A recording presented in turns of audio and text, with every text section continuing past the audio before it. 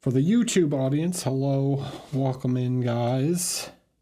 So let's jump into it. So this is MOQ Red's piece here.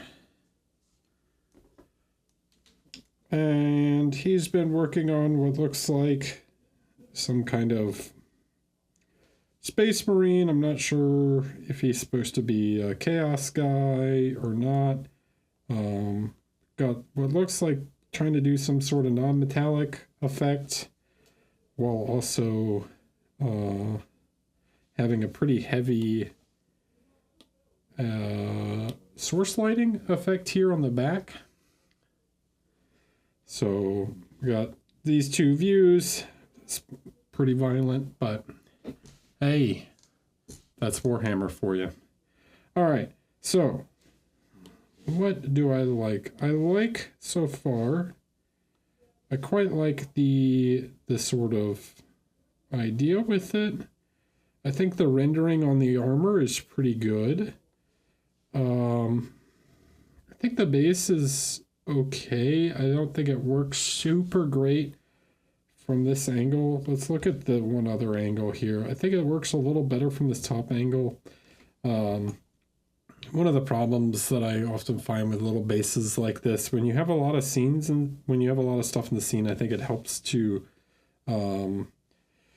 have some like vertical depth to the scene, right? So I think it helps to have like the scene maybe a little more sloped, right? So you can have it, so you can see a bit more from the main view. But I think in general it's working pretty well. I think the focus between him and him is pretty nice. Like he's going after this guy. But some of the things I'm not so sure are working great is like, I'm not so sure about the color here of the cape. It feels very similar in tone to the actual armor of the Marine. And I'm not, I think it could use like something else to help like separate this stuff. Let me look at the side view real quick. I'm also slightly confused by his other shoulder. That was last week's. I'm trying to see what's going on. Okay, so he's got like bones or something over here. I'm not, is this guy supposed to be like a Carcharodon or something like that? Anyways, I don't know. Don't know what chapter he's supposed to be or whatnot, so let's talk about him. All right. So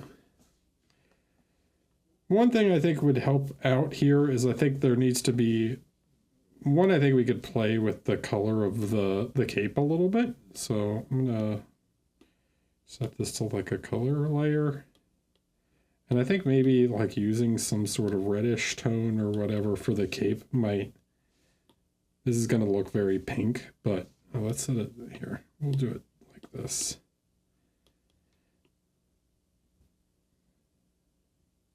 So I think something maybe more like this might give a little more splash of color to help. And if anyone knows like who these guys are supposed to be, whatever, like feel free to let me know. But I don't know every single Traitor Legion and chapter, so yeah, I think adding something like that could be cool. Oh, I see what you're talking about with the pattern steel, but yeah.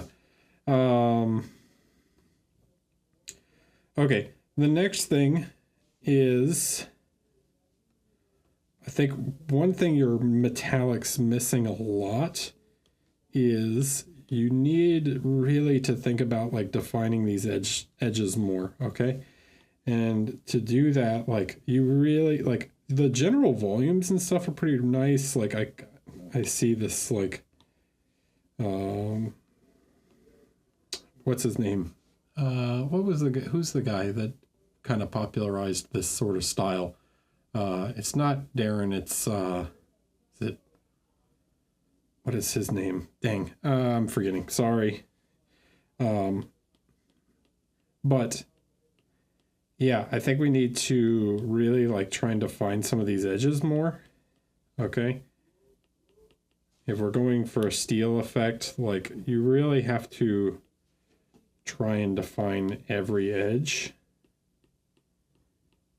This is what's really going to make certain aspects quite a lot shinier.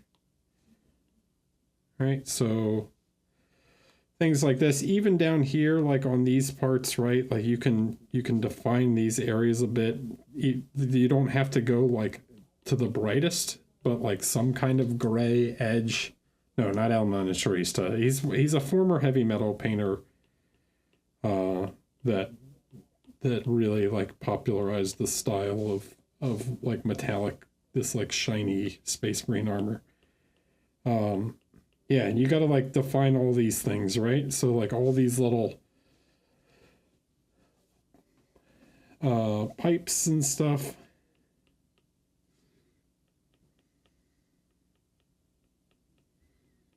Right, so define all these edges, okay? I can see where you've done it on a lot of areas, but like we have to do it on sort of everything. Even like on the like knee plate here, like some kind of ground reflection to help define the shape is going to go a long way. Okay. So stuff like this, right? I can see where you've done it like a bit here on the on like these, but you have to do it on all of them. Okay. So you can't skip out on some areas and do it to others, right? You got to do it. If you're going to do it, you got to do it everywhere. Okay, even on like the belt here, right? It's like define these edges, and then you pick the edge which is going to get like a more intense line. All right.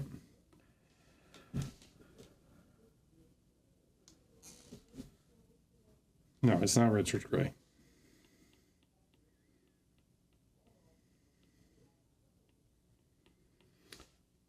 Gareth, yeah, Gareth Nicholas is who I was thinking of. Thank you, Malcolm. Gareth was the one who really, I think, like, kind of nailed this style. Next thing here is, like, near the face, you can really, like, duplicate this light here to really, like, push the light near his face some more. Okay.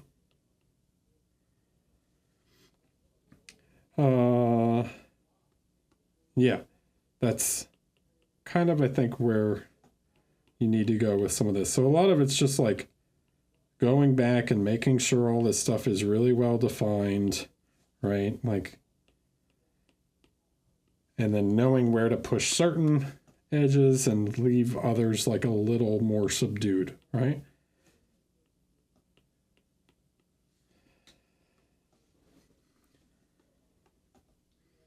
Especially like on the backpack, right? All of these edges need to be defined.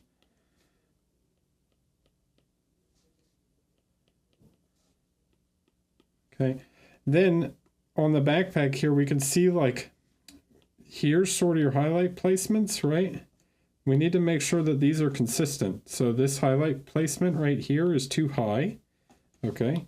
So we need to push it forward more in order to make it like consistent with with the rest of the armor, right? So this highlight should really be like here. Not so much on top, but like more forward.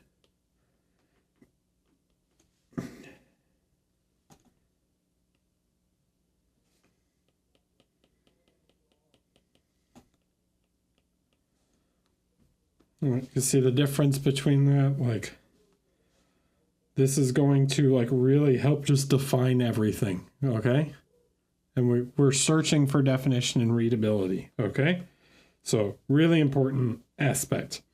Now the next thing I think is you have 1, 2, 3 highlights, and they're all kind of going to white, right? It's like white, white, white, right? White. Okay, if you're going to do this, see you have white here and white here, I think it could be much more interesting to play around with some color here and introduce some like environmental color in the metallics, right? So you have like all this like brownish tone in the scene, and you can use a little bit of that. So maybe something like this, like warmer gray, right? Instead of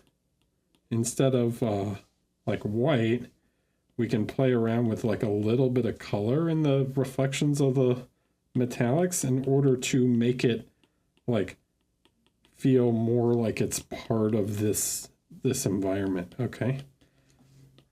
So anywhere where you have like these secondary reflections, think about introducing some of this color into the metallics in order to like tie it in with the scene a little bit more. Okay. Lou Miniatures, hello, how are you? I'm good. Right.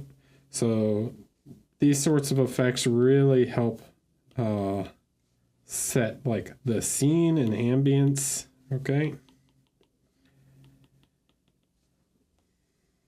This is another spot where like this should actually be quite a bit brighter on his arm here. Like there should be like a kind of main highlight here on his arm to match the way the armor is reflecting, right? Okay. And yeah, so that's kind of that. Now the next thing I would say is like you could probably do something with the shoulder pad here instead of just all black. It seems like a good opportunity to introduce some kind of freehand or iconography or whatever. Maybe introduce some color again, right? I also think like I don't know if the Deathcore are typically like, do they have red lenses or not, or are they black? But it could be an opportunity to like play around with a little color here, just to like draw some more attention to his face, right? So we have like these points of color, right? So you have like red on the axe, red at his eyes, red at the cape, red at the face, and those three things, or those four things, kind of form a points of interest, right? What software is this? This is Procreate. Okay, so I think something like that could help.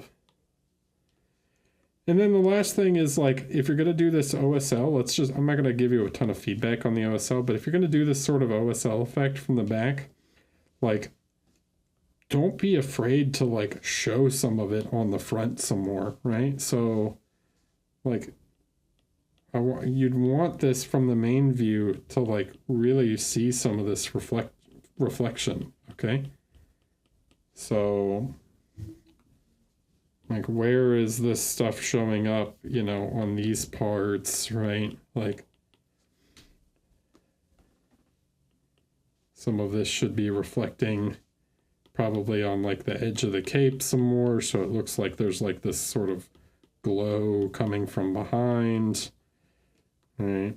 You've done it kind of here, but you could also like put some on like his arm, right?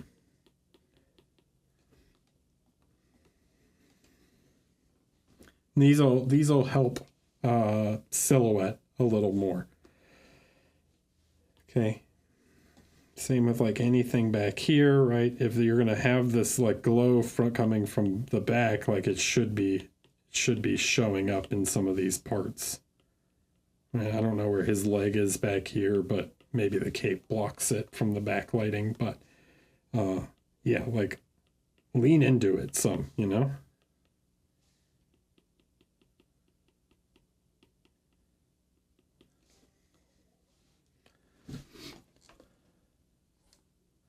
All right. I hope that's helpful.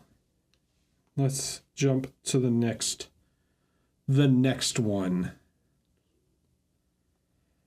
Okay. What we got? All right, Sam. Why does it jump to the bottom like that? It's weird. This is my first feedback. Blah blah blah. Any tips on this current piece? The fiddler. Here's an attempt to be able to look at 3 angles at once. So we can just look at this one for right now. All right. And I don't think I need to look at the back too much.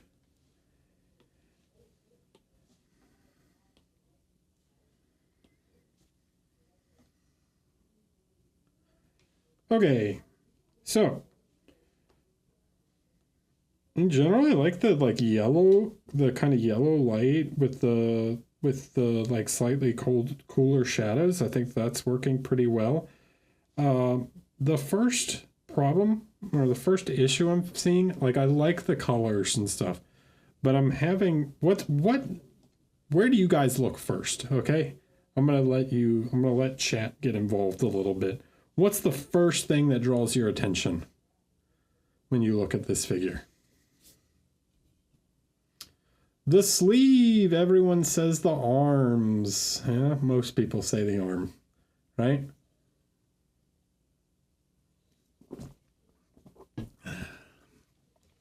So, why is that?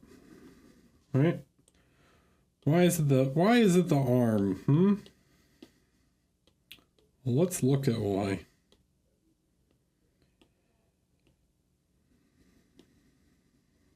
Okay, if we put it in black and white, it is the brightest. It's the brightest thing on the figure. So what do we need to do? Right? We need to push the light in other areas. And what do we think, if I was to ask second, what's the most important thing on the figure? Okay? What do we think is the biggest? What's the biggest? The face is the most important, right? Cool. So that's the most important. What's the second most important thing on the figure?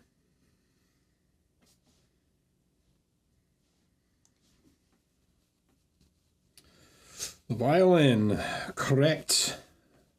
Yeah, and the violin is almost completely lost. Okay, so we need to push the light on these two. All right, so what I'm going to do here is I'm going to set this to like an add, and I'm just going to use like a light yellow type thing here, and we're going to push the light on the face.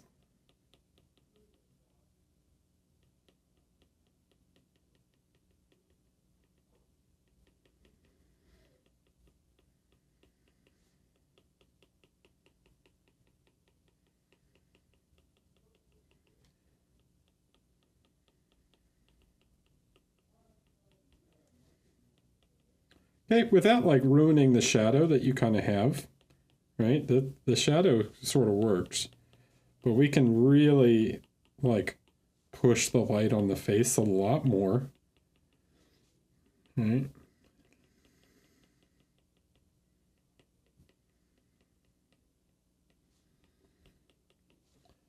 Where else can we push the light, right? We probably need to push the light here. We probably need some sort of column of light like up here, right? Define these a little bit more. And then we probably need to push some light like here. Now I'm going to end up losing some color this way, but I'm just trying to adjust the values right now, okay? I just want to get some more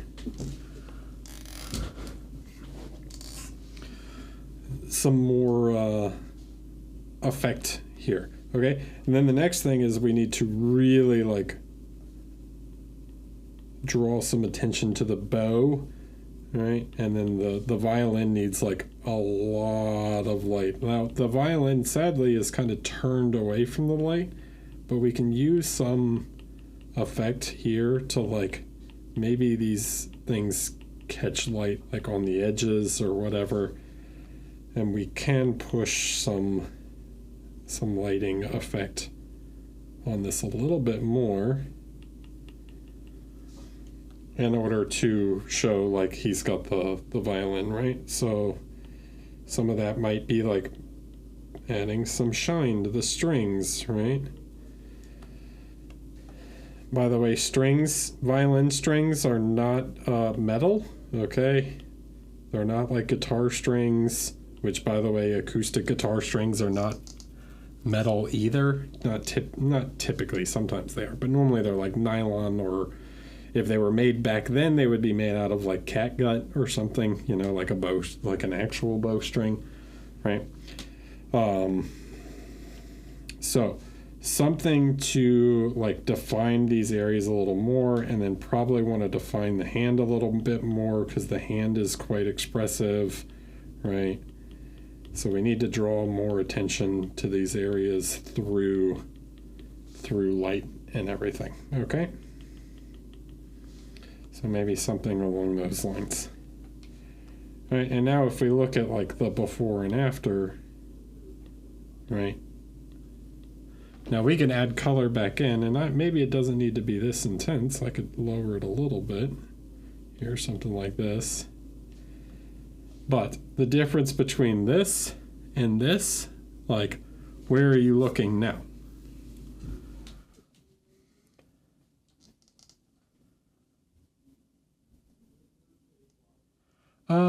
I mean, I know the answer for sure easily, but for others who, definitely, Scott. For others who aren't as advanced and super dope at painting as me, why is the violin automatically second important next to the face? Just for the story of the miniature? Exactly. That's exactly what it is. It's like, that's one of his defining characteristics, right? Is like the violin is like much more important, right? So this should help balance out. Now, if we need to reduce a little bit the sleeve, we can do that too. We can use like a slightly cooler grayish tone, and we can tone it down just like a little bit here, right?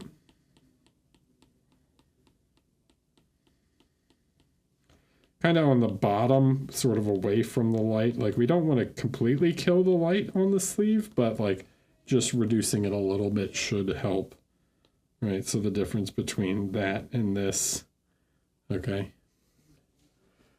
And that should help to draw the attention to where you want, okay?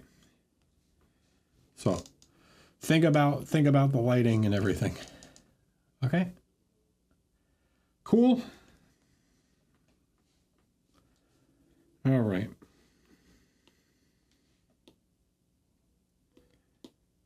Stop jumping to the bottom. It's so annoying. Painter of Things. I would like some feedback on this. I did for Monty? Question mark. It's my first ever bust and was my first competition piece. Well, congratulations. I got a bronze in standard fantasy. Nice. Was hoping to see what I could correct and improve. Thank you. Okay, let's see. Let's look at the front. Yeah. You say that, but you definitely downloaded it. Hi, Lucas. How are you? Lucas, do you need some feedback?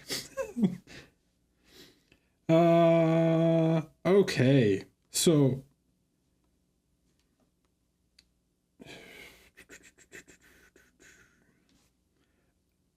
I think in general, I think it's going pretty well. Like, you paint pretty clean.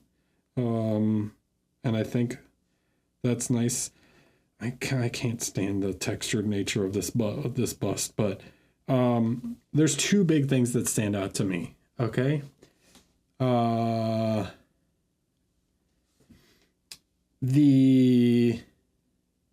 It's not freehand, Scott. It's like sculpted on the model. So you have no choice but to do that pattern. There's two things that stand out. One is that the hair definitely needs some help, but the hair is a little weird.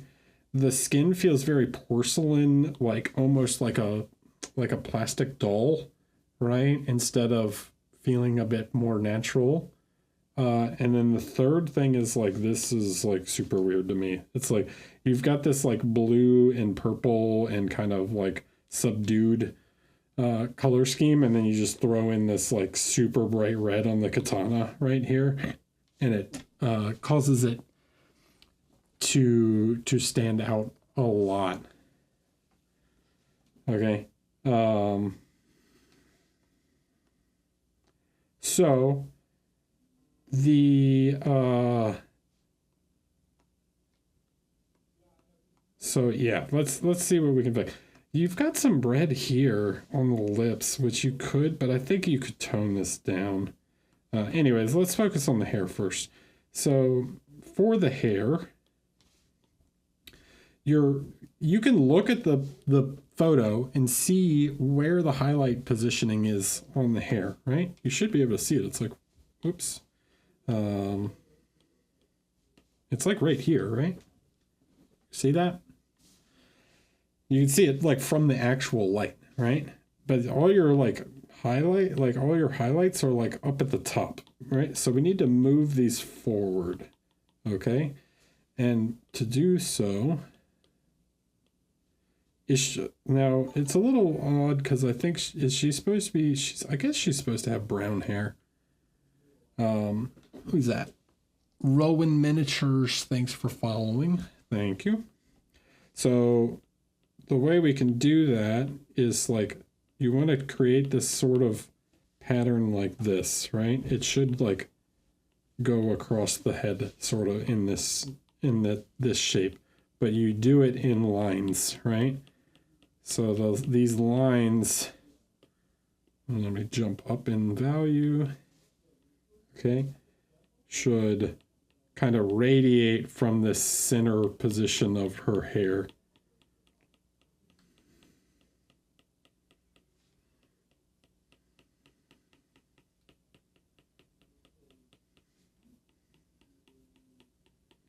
Okay, so something like this, and then you continue to push the light more, right? So we can push the light up even more.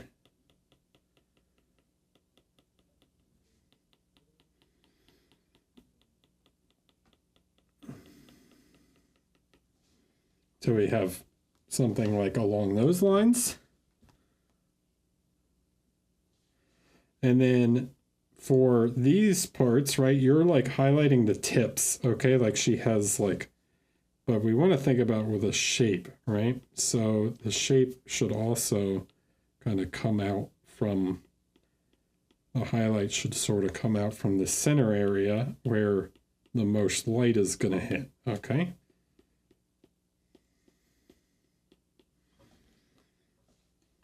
Then you can see kind of down here where there's some more light like reflecting, and you can play with the volumes. Right down here, there's like a bunch of light reflecting off her hair. Okay, even down here, it catches some light, right? So just starting to think about the volume a little more, and then you can figure out where those like highlight positions are. Okay. Who's that? Somebody. Lou Miniatures, thanks for following. Okay, so that's the big thing, one of the big things for me. The next big thing is like, why does the face feel like plastic? Well, mostly because it's like very just sort of monochromatic, where it's like this brown through this sort of yellowish skin tone. Okay, so because of that, right, it feels very flat, and it doesn't have much like depth of color range to it. So we can introduce some more color variety into the skin through adding like a bit more of these like pinkish tones to the skin, right? So maybe we add like a little more red here. We can add like a little bit of red to the cheeks.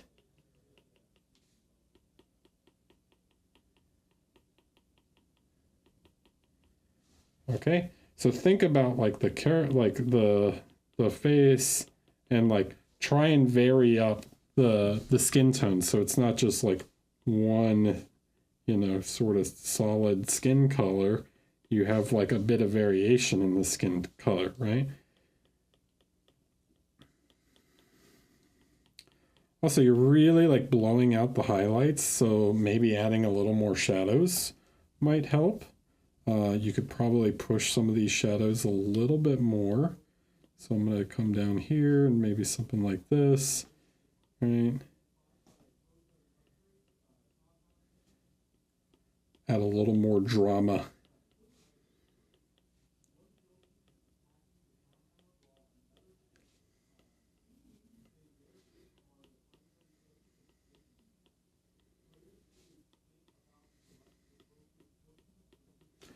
Okay.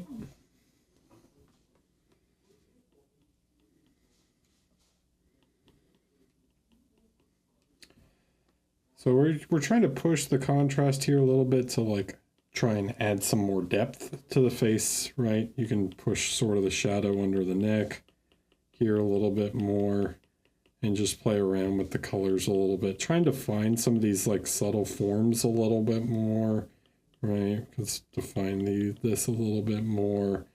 Even under here, right? Like her arm is all quite shadowed. So right now it's just the skin feels a bit flat overall, right? So just play around and try and push some of these. Like you also should have quite a bit more reddish tones in like the hands. Your hands tend to be a bit more red than the rest of your skin. Okay. So Rowan Miniatures, thanks for the tier 1. I appreciate it. Okay. Let's see what else. Whoa, that was huge. Yeah, just reduce that a touch. Okay, and then just to try and define a little bit more, right? Like she should have some sort of definition around certain facial features, like around the nostrils like should be a little bit more defined, right? The lips are pretty well defined, but yeah, you could push the definition like a little bit more. Even things like here, like getting some nice dark shadows around this stuff, right, helps push the definition of these things.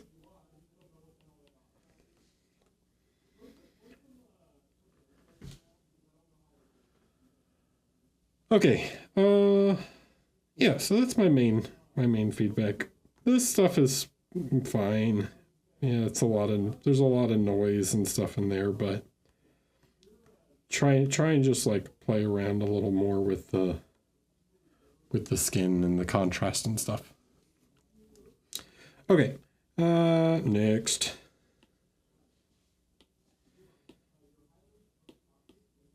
There's Craigsog being funny.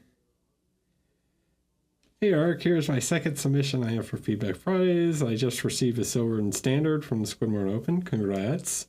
I know you weren't a judge, but you could help me get a next level by painting. Looking for general feedback. What I need to focus on, improve overall. Okay, this is interesting. I've talked about this before, but I think this is an interesting case study, because we've got this sort of effect. So let's look at 2 photos, right? We've got this one, and we've got this one. All right. So when you use a square plinth, okay, I'm gonna go to my camera. Me, hello, I'm me. So say you have a square plinth, right? Something like this. Okay. How do you want to hold it when you look at the figure? Say there is a figure on top of this, right?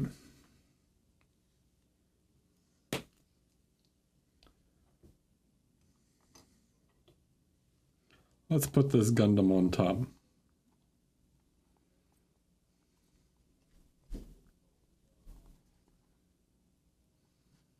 Okay. So, I'm going to switch to this camera.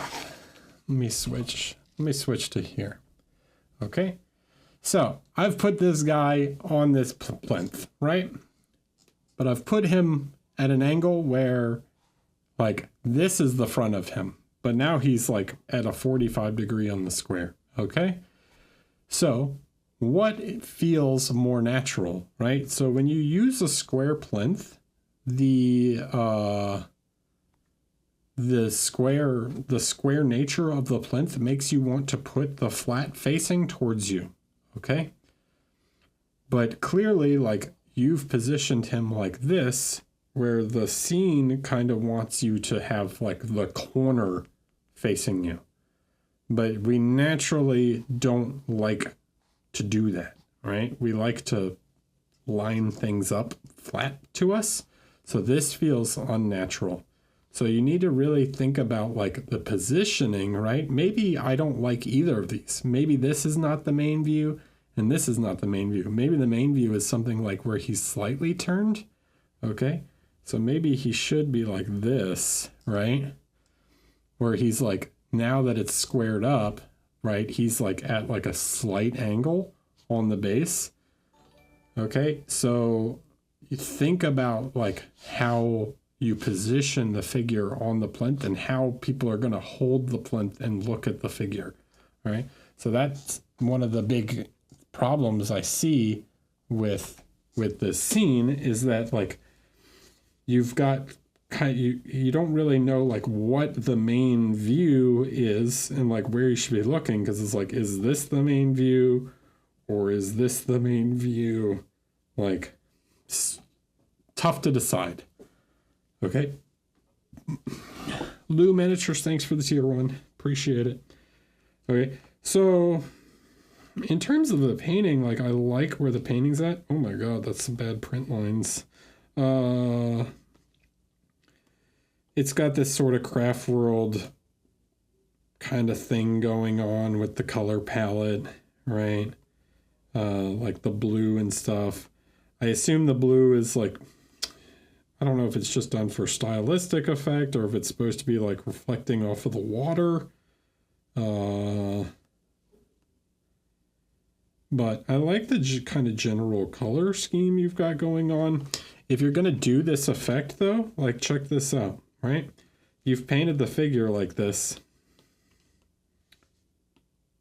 but where's it down here, right? Why does none of this have? Why is only the figure painted in this way and not everything else? Right? So there's a disconnect between the stylistic approach of the base, where the base has this more realism style and the figure has this more cartoony style, right? So you need to really consider that. And this is one of my biggest pet peeves when it comes to miniatures, is like when people place like two stylistically different figures, or like a stylistically different base to figure, right? Like the character needs to look like they live in this, exist in the environment, okay? And when you do one and the other, like they don't feel like they go together, okay? So yeah, like that needs to be in there. Like this should show up like in the rocks too. Like you don't have to go as intense as on the figure itself, but like there should be this effect, right? And then what happens to the light? The light turns this more yellowish color, okay? So doesn't that mean that there should be some more like yellowish lights like on the lights of the rocks, right?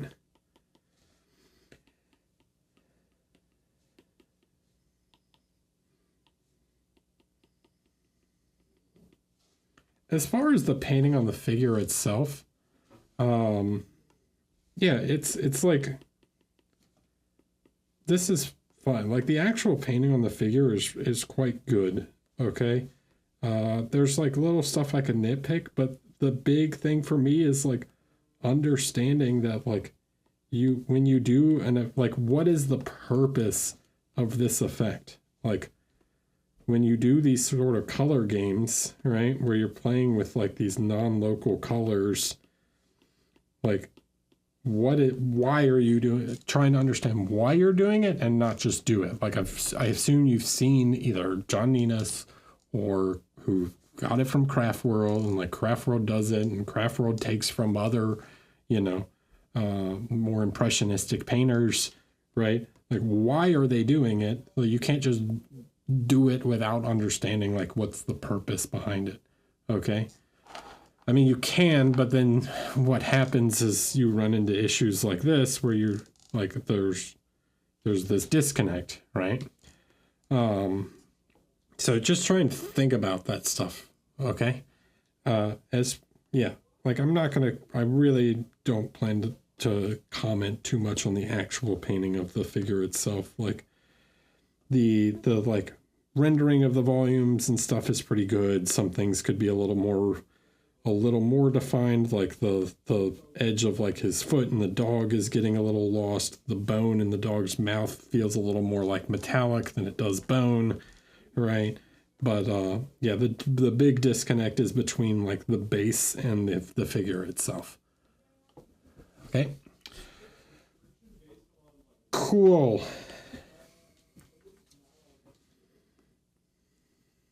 Jake. Stuff about Nova. First backdrop piece. All right.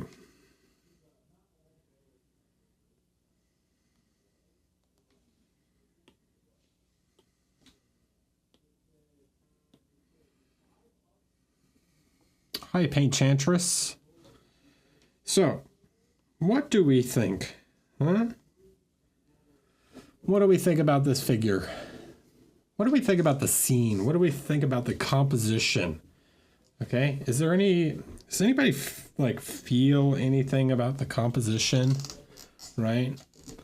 Like in terms of proportions?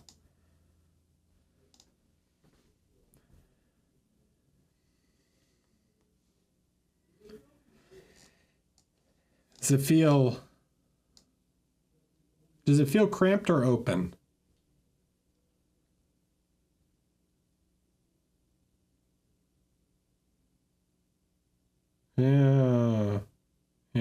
Yeah. I actually don't mind the model sticking out, breaking the edge. It feels a little cramped, right? Feels a little bit cramped. Okay. So what does that mean? Okay, let's look at thirds here. Okay, so there's a thing in composition called the rule of thirds, right? You guys know what have you heard of the rule of thirds before? Okay, so if we were to divide this into a grid, okay, let me grab something like this. Let's take this scene and divide it into, so 1, 2, 3, right? So we divide it into thirds. Okay, and then here's the bottom of the scene. And then we go 1, 2, right? And then where's the grid here? So a third would be like here, and then a third would be like here, right? Well, where these lines intersect, right? So these intersection points should sometimes be like points of interest, okay? So what we need to do, the reason it feels cramped, right, is we need to get this point of interest up here. And the only way to do that, and then guess what would happen to this point of interest? It would move to like here, okay? So we need to expand this grid up, right? So that this third point here is we're giving more space at the top so that her face can be like on this third, okay? So let me just turn that layer off, right? So what happens if we just take this like green tone here and we just expand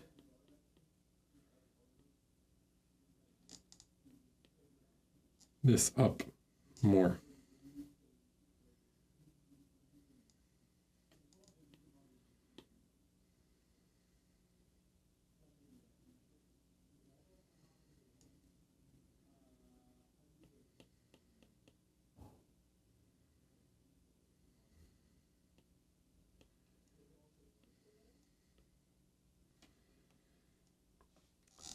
How does that feel now? Okay. Does that feel better or worse?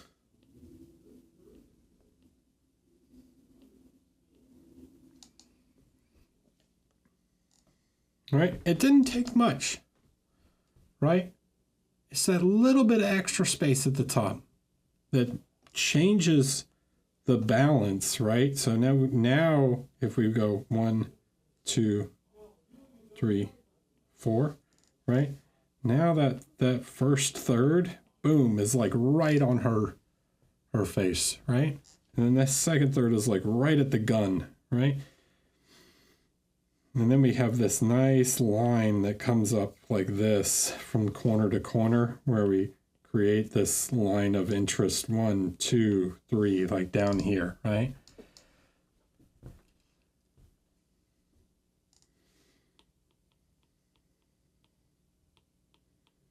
Okay, so that's general composition stuff, right? Now, when it comes to the actual painting, it's going okay. Okay? I think like I already know your technique is pretty good, but what I'm missing is you've got this nice green that's reflecting all off this guy's metal and stuff, right? Where's it on her, right? Like you did a little bit on the arm here, but like what kind of suit is she wearing, right? Like what is this made out of? Okay? Like this should probably reflect like in the shadows of her suit, right? We get some bounce light from the bottom. That's too thick. Okay.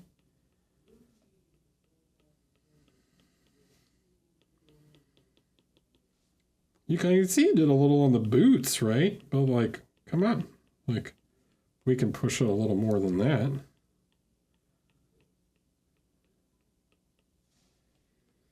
Like, tie her in to the scene, okay?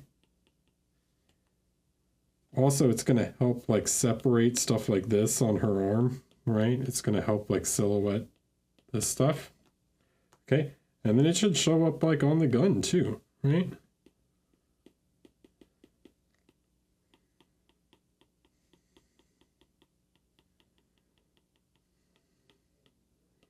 I'm not going to, like, go crazy and, like, redraw everything. But we need to tie her together. We need to tie her together with a scene, okay?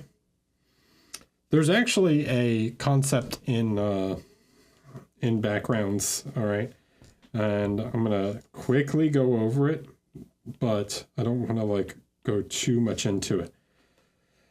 There's this general concept in backgrounds that you do this. So you have light in the background going this way and light on the foreground going this way.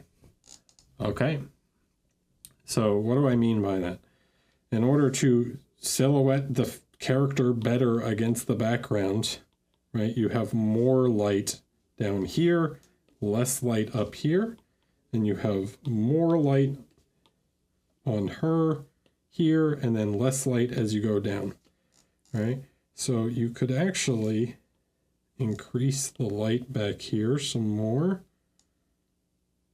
in order to further help like silhouette her. I don't think you did like a curve background.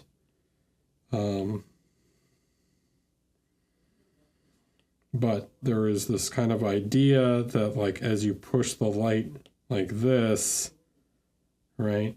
And then you slowly get darker as you move up, right? So maybe something like this for the background. That the light like reduces as you move upwards. And then there's more light on her towards the top. Yeah, the bounce light, the assist of the bounce light is, there's two things happening with the bounce light.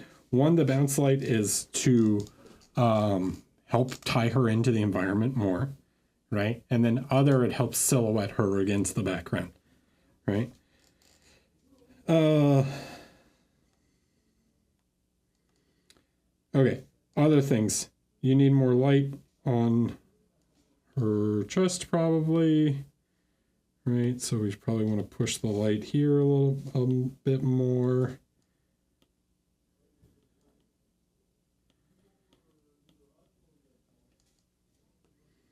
Consider that the light is coming in like slightly from this direction, right? So push the light a little bit more on her chest. Oops. Go away. Green circle. Get out of here. All right, well, whatever. I can't get rid of the green circle. But yeah, you probably want to push the light on her chest a little bit more. I could see like areas where you've done like the subtle green, but you're just not doing enough of it, right? And the other thing is I'm really not sure about the blue hair. I get what you're kind of going for with this like cyberpunk color scheme, but like if we think about what we've kind of got in terms of colors, like what do we really have? We have like this lime green, right? Then we've got this like kind of magenta sort of color, and then we've got purple, right?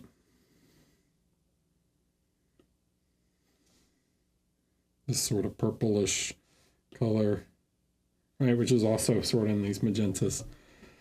Okay, so you're kind of shifting here and here, like this is getting slightly colder.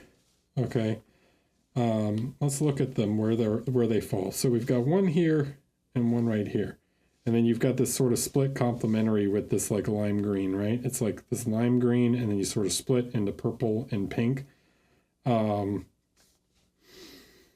I actually think like maybe just a more neutral hair color would do better, because you're now like you've got this split complementary, right?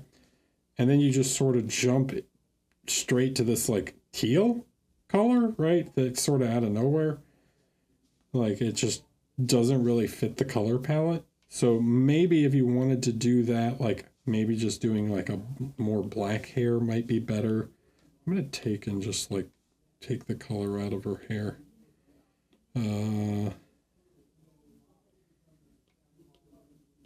Let's just do something like this.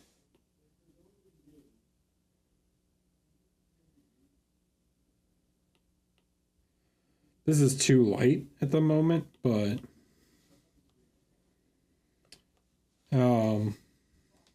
maybe something like that, or even just like this like dark purplish sort of hair.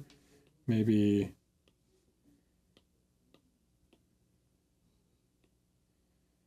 but yeah, it's really easy to like lose the kind of feeling we're going for. Right? It's like you're like, I needed another color, but I just kind of just grabbed whatever without like real the major consideration of like how does it fit. And then you probably need something to like make her hair stand out against the background. I don't know exactly what that is, but because she's on this like eclipse sort of deal, like maybe a lighter color would work.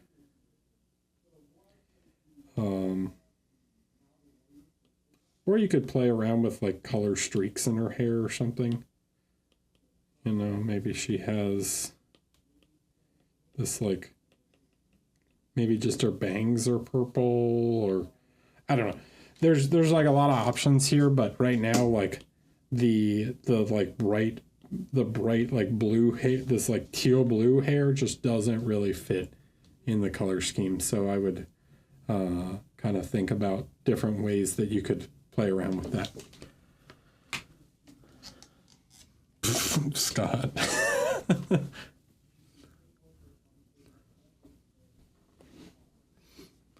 All right. Okay. Let's jump to the next one. Paul McKay. McKay, yeah. All right, Paul. here's a point of feedback. If you're gonna upload a picture, send me the whole thing. Okay? I want to see the whole figure. What are you trying to hide from me? Huh? All right. Hi, Eric. Hoping for some feedback. I just scraped third place in a painting competition. The head judge was particularly critical of the leather. I know it's flat, but I don't know really how to fix it. He also reckons the cloak doesn't have enough contrast. I don't agree with that. I also think the NMM would be vastly improved, especially, or could be vastly improved, especially the metal at the rear of the panniers of the horse. Okay. Don't know what panniers are, but there's a new one, a new vocabulary for me that I'm not familiar with. What's panniers, guys? What is that? Okay, so the leather, yeah. So I kind of don't agree. I actually, there is some room to be done on the cape. Let's talk about the cape like super fast.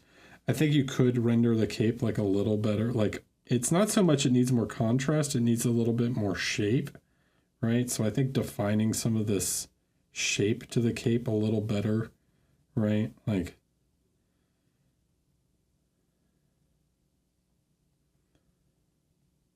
making these planes, like which ones are facing the light and which ones are in shadow, a little clearer would help. I don't think you really need to push the actual contrast on them that much. Like up here, right? This is like probably too stripy, okay? Like, this could actually have less contrast on it, and think about like the overall shape a little bit more. Okay,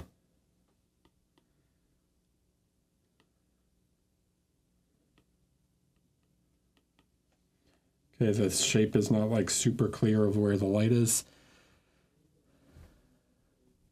Pannier is the saddlebags. Okay. Didn't know. That's a new one. All right. Okay.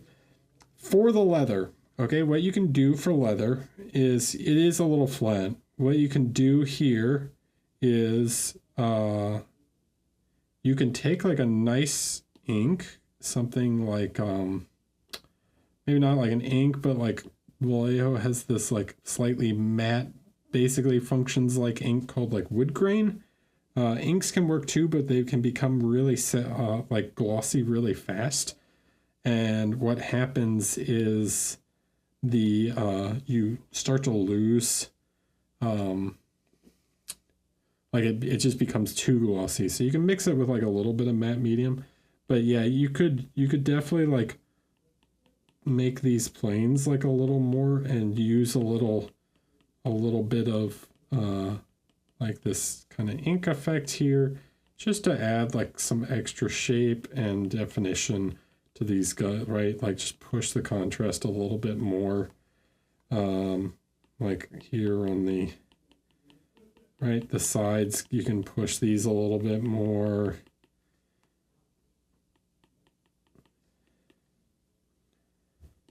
And then on the like actual leather straps, like try and define these edges a little bit better, okay? Like, they're getting a little lost. If you want to see how I do leather specifically on like 32mm models, I suggest watching the video where I paint the Ork Commando. There's a YouTube video where I paint a Kill Team Ork Commando boss. He's or Knob. He's got this like kind of leather effect on him, and I think that might be interesting for you. But yeah, you could definitely push like some of the contrast here. You also want to think about like there's this like belts, when they pulled tension wise, like they cup a little, right? So the leather, as it gets pulled tight, tends to like cup like this, right? Where the bottom, like the edges tend to cup outwards, okay? So you can add a little more light to the bottom of the leather.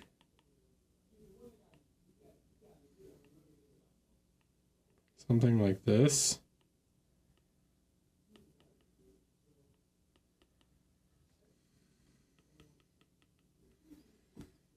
Right, and that gives a little more shape to it. It's harder on the like these parts because they're not really like facing they're not sideways, so you don't that cupping is not as obvious. So here it's a little more like that guy. And then you can push a little bit more, and I like to grab sort of a like a slightly yellowish skin tone kind of color. You can come in and like hit some of these edges a little bit more and kind of emphasize some of these cracks and stuff in the leather. And that'll help push the definition more. Okay. See you, Scott. Have a good weekend. All right, so do that. All right, now the metallics, okay? Let's look at the metallics. So you've got, one thing I'm going to say about your metallics is you've got way too much dark space in between your highlights and your, like the stuff on top, right? So like, look here, okay, at this, like, why is there so, if this is where your highlight is, ignore the Sigmar symbol, right? If that Sigmar symbol wasn't there, where would the highlight be, right? It looks like it would go, if you're saying it's going like this across here, why is it got this super dark outline around the S, okay? So what we want to do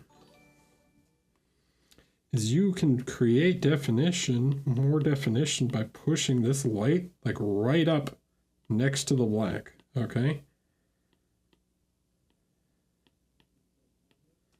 You want to imagine that this is not there, right? That you're painting this shape, this piece of armor or whatever, as if that S is not there. It's like, ignore it, right? It's not important right now, okay? Then you outline and you place the light on top, okay?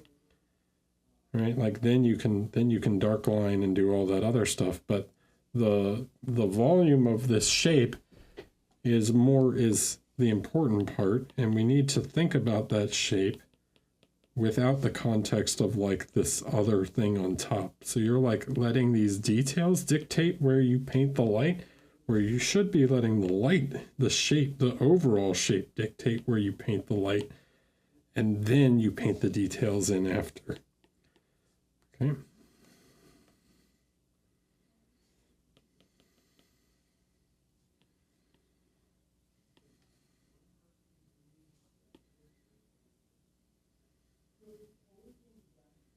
So now there's like this band of light that runs across like this, okay? And which one looks cleaner, right? Like that, where it looks kind of, like fuzzy, or this, where it's like, oh, I can see that the light is like over that shape, right? Thanks, Inferno. Appreciate the tier 1. Okay, so that's a general thing that goes for your metallics. Like I see it up here also, right? You're like, your lights are just too small and you're not considering the shape of the object. You're instead considering like these little fuzzy parts. Like this makes sense. Like you've got the lines running in the correct directions. Okay, but here, right, like this should probably be bigger, and it should really push like right up to the chainmail. Okay. this shape's probably too small. You need to treat this as like a plane, right? There's like this shape next to it, okay? Like here on the knee pad, like this one should probably just be brighter. Okay, and then this one needs to match. This.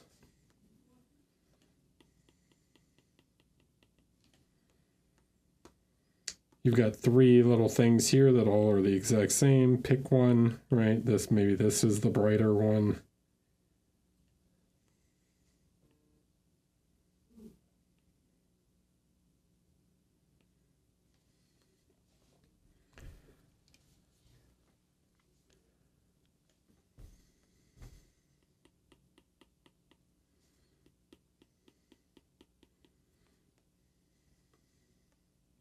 And then here on the sword, again, doesn't make sense. Why do you have two exact same reflections? If one is reflecting the sun, right? If this is the sun reflecting on the sword, you need one main reflection point.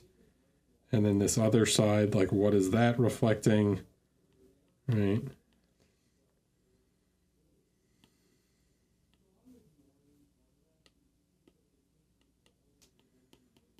Okay, so we have this like main reflection here. And then what is this reflection? I don't know, but it shouldn't be as bright as the other one. So maybe it's something like this. It's a little more subtle, right? Okay. I'm guessing you're not in the chat, but that's all right. I think this makes it clear. Is there like, someone told me there was like a way to like hold this down and like just look at just this layer?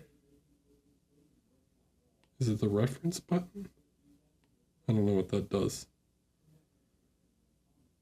There's apparently some shortcut for just like looking at just this layer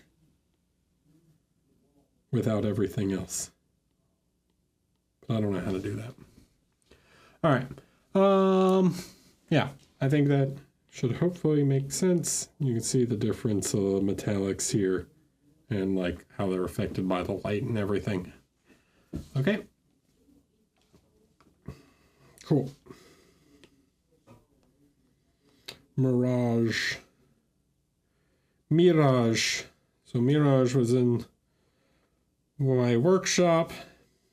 He wants feedback on the finished kind of dealio here. Okay.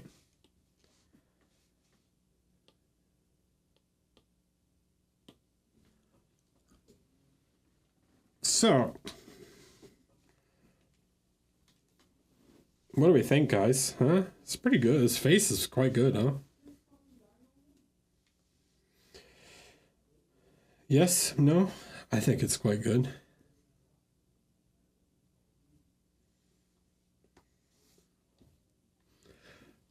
So my biggest point of feedback, I think, and I think like generally the lighting and everything is quite nice. I think I'm missing a little black in the metallics. I think that's the one thing I'm kind of seeing that I'm like, I think I would like to see some more blacks, right? These like really nice dark colors here, like where are these? And it could be the photo is a little blown out, but like I like to see push the contrast a little bit more on some of these spots. Like I can see it like up in here, which is nice. But like down here, right, we can push the contrast a little bit more on the metallic. Okay.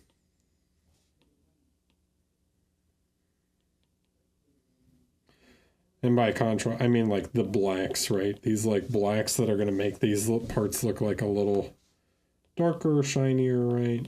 Like, just want a little bit more here. Same kind of goes with the gray parts, right? We kind of go to this like gray, but we've got a lot more room to go down. Okay, so I think we could push these a little bit more also.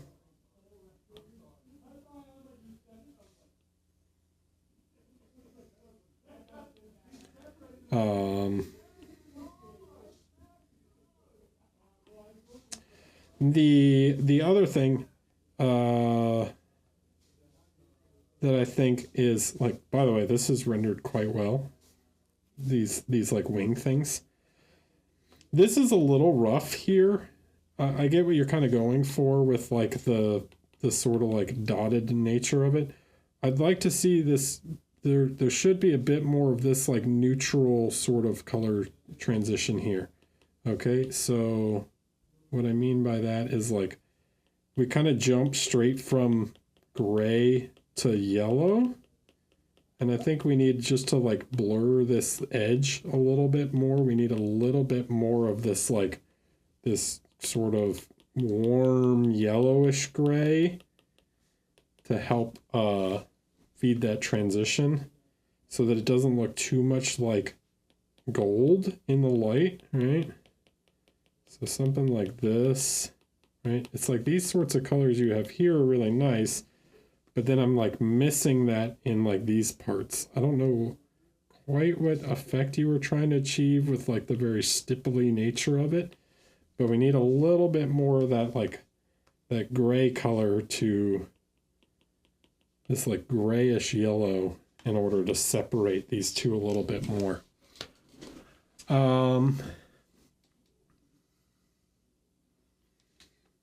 Yeah, like there is none here, right? And this is maybe a little too yellow for like the sky. Also, it could be like slightly more cold because this piece is supposed to be steel and the other piece is supposed to be actually gold. So we need to make sure that like the readability between the two shows the difference, right? So just like fuzz that out a little bit. Try and find these intermediate gray tones that help separate the two from each other a little bit more. Lastly, this probably needs to come forward some. Should probably be a little bit more like here, based on the other positional angles of like the reflections. This is a thing people struggle a lot with on this figure, is like that this light should really reflect a little further forward on his shoulder than maybe it looks like. And then I'd like to see just maybe a little bit like restore some color to the hood. It's gotten like very pink, and I think you could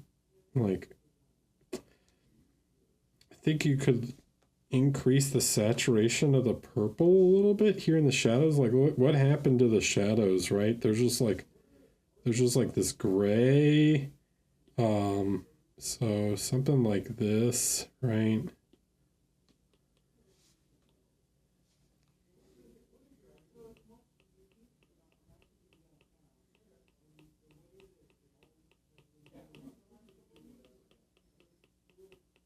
I think this little bit of like more color in the color saturation in the purple, like specifically in the shadows, will help make this feel a little more natural. Because what's going to happen when you have like a purple like this, when you go into the lights, they're going to desaturate, not the opposite way, right?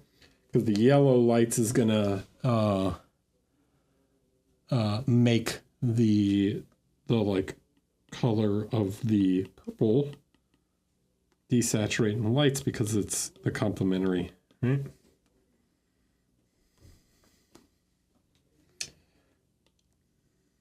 And you can do that just through glazing, like that kind of effect, right? All right.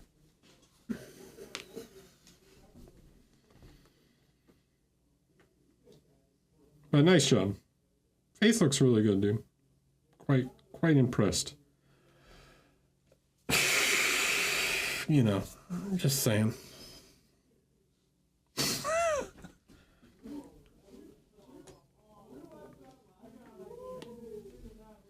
Okay, Jim Jaff.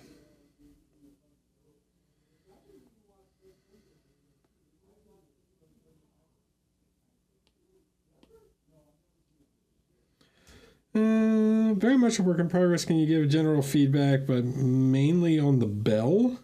Not sure where to put shadows, highlights on it. We'll probably dull it down a bit after I got the lighting correct. Okay, and then this is your reference. So let's look at this. What do you see like the big difference between this, right? And this is.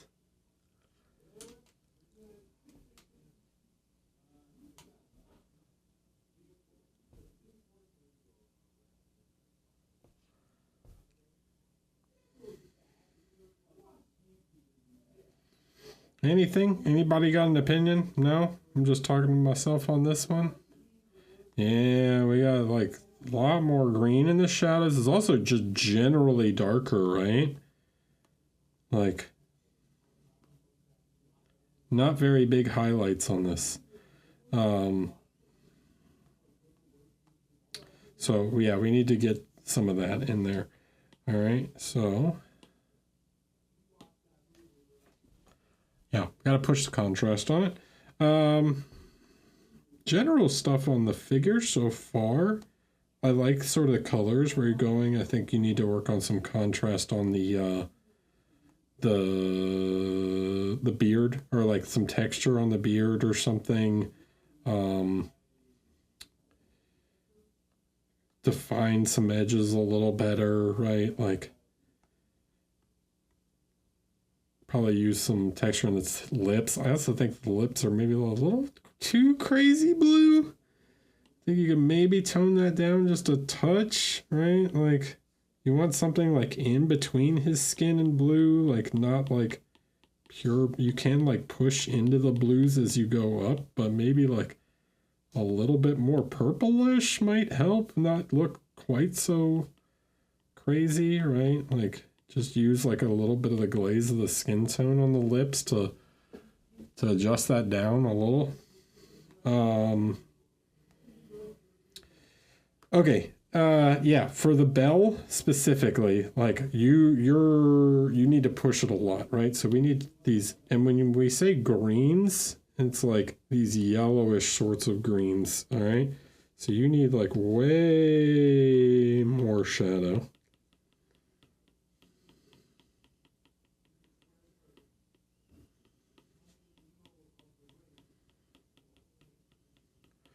Right, so we can push this way down. And then you start to get some of these like orangish. All right, let's go back to the reference. Then look what happens in the mids. So you get these like blackish greens, and then you get these like more brownish orange, and then you get more of this like yellowish at the end. Okay, so we need to get these like these brown sorts of these sorts of colors in here, right?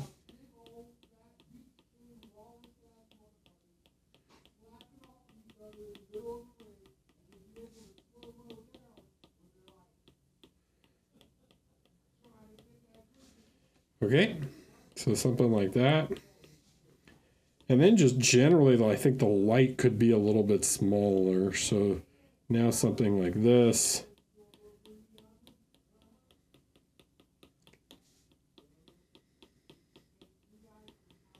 Because when you're doing these like rough metals, which again, there's a video on that. I've done a video on doing these rough metals. If you look up the Adrian Smith Grabelins, I go over these sorts of like how I approach these rough metals, but the lights tend to be much smaller, and then at the end, then you can come in and like have a much more reduced kind of yellowish light at the end. Okay, and that'll have that more.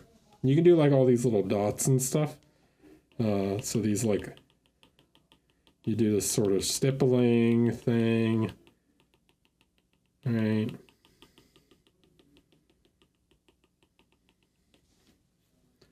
Okay, something like that. And then you push the light a little bit further just at the end.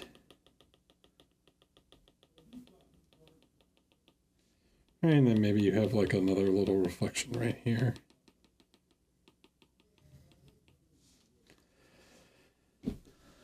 Okay. And then lastly, what I would recommend is using this sort of bluish tone you have here. Okay, these kind of teal tones. Right? And I would recommend doing some like verdigris around this like bowl thing, whatever it is, like this goat shape, right? Where water collects like kind of in the recesses. And then you can also play around with like maybe some spots and weathering to, again, that's another opportunity to like tie in the sorts of colors that you have elsewhere.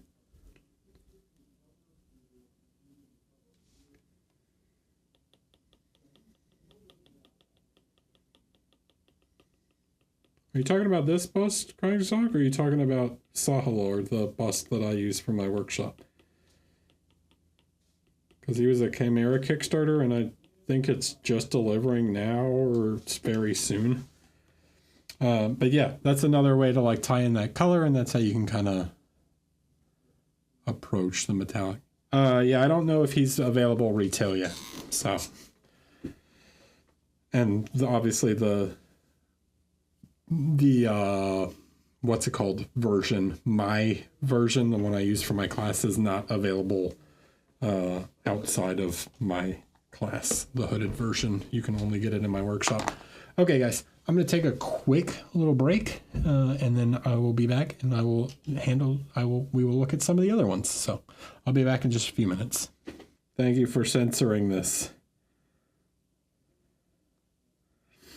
They aren't perfect, but it's visible. Something about the photos. About the Mini, it's all painted and not as smooth as it should be for comp, but I know this place it somewhere to learn. Some changes should be done to the right eye makeup, probably, and the skin too pink. I like it in some way, I think it probably work, blah, blah, blah. All right. So let's look at this one. Let's look at this side real quick. So he's got, actually, let's look at the sort of what I think probably is more the main view is like this. So this I think is quite interesting. We've got a rim light effect, okay? So we're doing this kind of two light source thing where we've got a cool, more blue light coming in from this direction, right? It's like this. And then we have a more warm light, right? Something like this coming in from this side, right? Okay, so you have this two light source thing. Now, there's a thing in painting, or there's a thing in physics called the Fresnel effect. Has anyone heard of the Fresnel effect before? You guys know? I'll type it in chat. It looks like it's spelled. It looks like it's written Fresnel. Fresnel. You guys can look it up if you want, but it is a physical property of light, and I'm going to show it to you. Let me see if I don't have something that I can. Okay, I'm going to give an example of the Fresnel effect. All right, so let's look at my brush case right here. Okay, you can see when I kind of rotate it, right, these are highlights, okay? There's highlights. Even though this is a rough object, you still have specular reflections on an object, right? So when an object is turned to the side, right, it becomes lighter, okay? So as you begin to approach the horizon of an object, it actually starts to lighten a little bit, all right? And this maybe I can show it like this. All right, let's go to this camera. Hi. All right, I'm gonna hold it straight forward. It's still facing the light, right? You can see it's reflecting here, but look what happens when I turn it like this. Okay, see how bright it is? All right. So look how light it starts to look as I turn it towards the horizon, right? So what's happening is that all this rough surface starts to like even out a little bit as you approach the horizon, okay? So this often happens when you have backlighting, is that because the backlighting, right? I'm going to use my thing like this, right? This often happens with backlighting, that you get these sorts of effects where when you have a rim light, right? You can see on the edge of my clothes that it looks actually quite a bit brighter on that edge, that rim light, than what it really is. If I turn like this, you can see it doesn't look nearly as bright when I turn it like this. I haven't moved my arm, but look how bright it looks when I go like this, okay? Even though this is how bright it is, right? And it also looks much sharper, right? Because you're only seeing it on the edge, right? And on that rough shape, right? You're only catching some of the light. Can you guys see that effect? How white it looks like this, but then when I go like this, it's not nearly as white anymore. Okay, anybody? Yes, no, yes, no?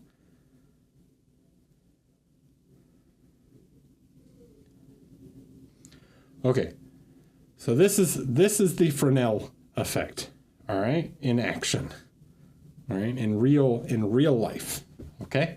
So you can see that this light source on my arm is actually much more subtle from the side view than it is from the front, okay, from the main view. Yes, properly implementing it is hurting your noggin, okay? So this is a problem with painting rim lights in physics, okay? How do we implement that into like a three-dimensional object, okay? Well, one of the ways you have to make concessions here. Is there a difference between rim lighting and Fresnel lighting, or are they the same thing? So the Fresnel effect is a property of physics, okay? Rim lighting is just a lighting from like the back, all right? Rim lighting appears more intense because of the Fresnel effect. So rim lighting is a type of lighting, right? The Fresnel effect is like the cause of how rim lighting looks, if that makes sense. All right. So when you're doing this sort of effect, you have to make concessions, right? You cannot, you're never going to be able to paint it to look exactly like it is from every angle, right? It just doesn't work. It just physically doesn't work that way. You cannot achieve a perfect effect from every single angle. It's just the same way non-metallic is, right? It's never going to happen where you get it to work perfectly from every angle, right? But in general, my general recommendation is to paint it a little more soft and subtle than what you think. Okay, so when we have this sort of bright light here, let's warm it up a little bit more, right? We want to make this light softer than what you think, okay? And more diffused across the surface than maybe you think it should be, right? Then when we turn the object, or the figure in this case, right? What's going to happen to this really long object, all right? What's going to happen to this like more diffused light as we rotate the figure, okay? Let's do a practical example, okay? I'm going to make a screen size, and I'm going to take some black, and I'm just going to apply it to the whole thing. Then I'm going to make a layer. Right, I'm going to take some white. I'm going to use an airbrush.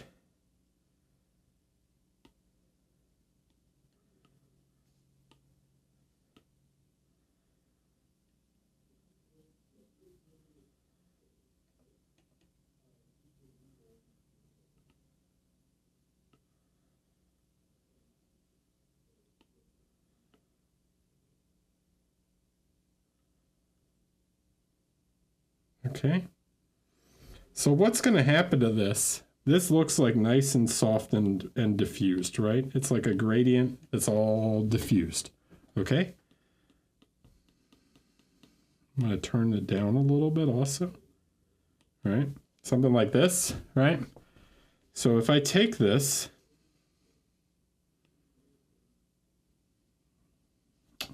I don't want them, and then I go, how do I freeform, right? And then I go like this. What happens to it as I go like that, right? Well, I'm like rotating the object and I'm foreshortening it, okay? So that line suddenly doesn't look so diffused anymore because I'm shrinking it, right? Like I'm squashing it. And now it looks like more this sharp line as I become to like, I start to look at it on the horizon, okay? So this smooth gradient, as I begin to rotate the object around and I start to shrink my point of view until it's just this narrow band along the edge, it starts to look more like this sharp line, even though this actual object that I did hasn't changed at all, right? It's the same thing, okay? But that soft gradient starts to get sharper and sharper and look more like a crisp line, okay? So by painting a more soft effect, and then as you view that effect from this angle, right, that rough shape here becomes what starts to look like this really sharp line of light, right? Okay. Hope that made sense, right? Now we can push this effect more, right? So we want to like really start to push this lighting effect more on these areas so that as you come around this side, this rim light becomes really clear that like we're creating this bright lighting effect on the side of the figure, okay?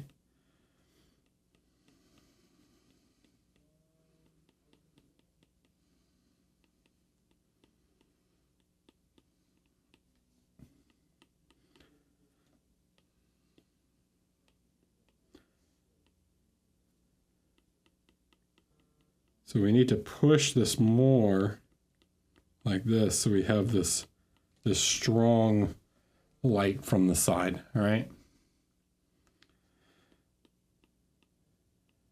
And then it can like soften out a little bit as you come around, you know?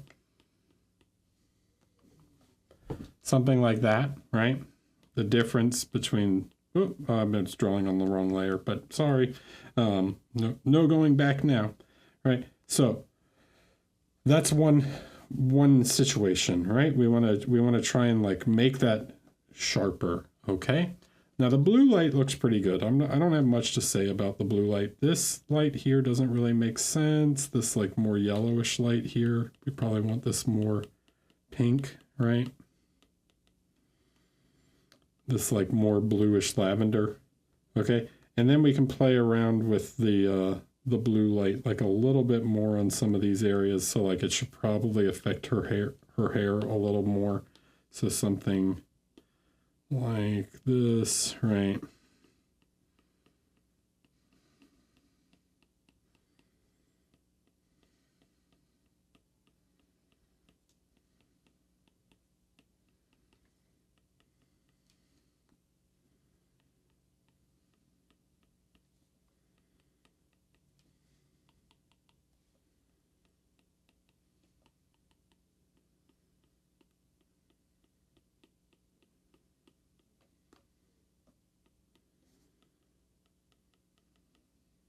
don't be afraid to like use this blue on the skin either. Like it's fine as long as those midtones are sort of correct. Like your eye will read this as like the proper color. Okay. But that's sort of the idea that we're working with. Okay. Is that like you need to make that like transition there, like on the backside, you need to be thinking about that as an actual light source, right, from the other side. And the result is that when you look at it from the correct angle, it's going to look much more intense than it is. Okay. Right. So from this side, right, like this area would be much brighter and more diffused across, and then as you look at it from the correct angle, it foreshortens into the like shape that we're looking for.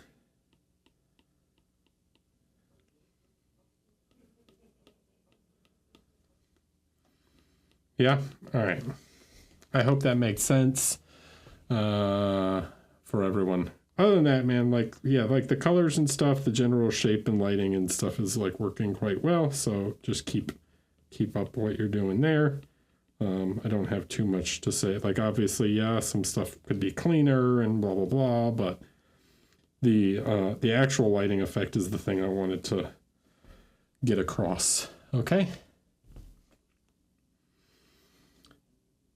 But the big thing is like, don't paint this little like, don't do, Jesus, give me a color. Like it's a rim light is not this, right? That's not how a rim light works. Okay. All right.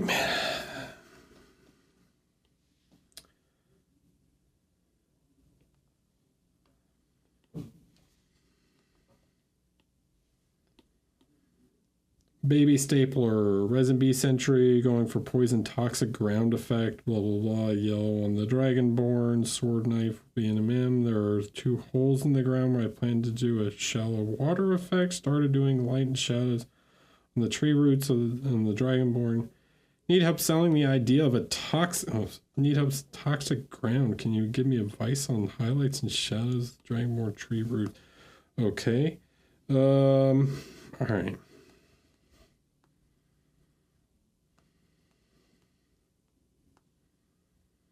So one thing is like I'd like to see the figure when you take pictures, like try and like take the picture a little bit more forward so I can see the figure, right? Like right now I feel like I'm just like looking down on it, like all you want is feedback on the base, but I'm trying to see like the actual figure itself.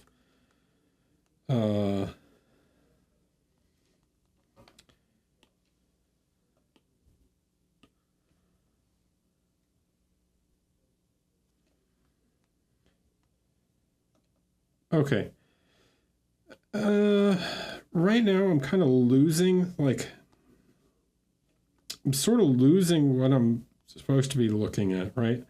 Like, the figure right now is kind of lacking in terms of readability. Like, I get this, like, really intense green, and then I get this, like, red cloth, and then there's like all these little details that are like yellow, and then there's the wood and stuff, but I'm kind of losing the like main thing I should be looking at, which is the dragon itself.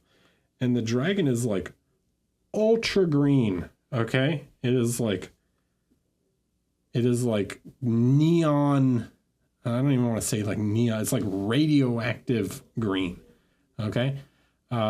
Nothing really is like that. Even like fantasy creatures don't tend to be this like radioactive green, right? Like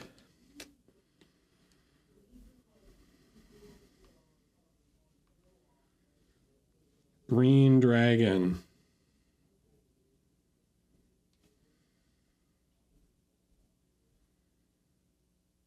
Okay. Like not ultra green. Now sometimes you'll see art that's like, you know, ultra cartoony, but like when you tend to look at like more fantasy art, right? Like, you know, stuff like this, right? They don't tend to be like ultra bright green. You tend to have this a little bit more subdued, naturalistic kind of green tone than like neon green, okay? So one thing I would consider is like really like avoid whatever this screen is you're using, right? It's like, so you're like going up into here. Okay, we want to like tone this down a little bit and maybe start to shift slightly more to these like camo-ish greens. Okay, so something, right?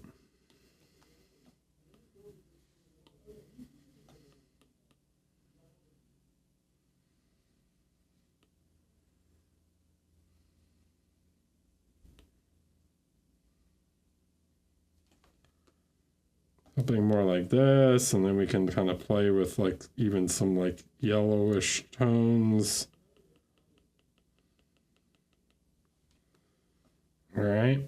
Now can you see just how like super green this feels? Like this sort of green here, right? We can tone that back a little bit. Play with these like kind of brownish tones in the shadows. Okay.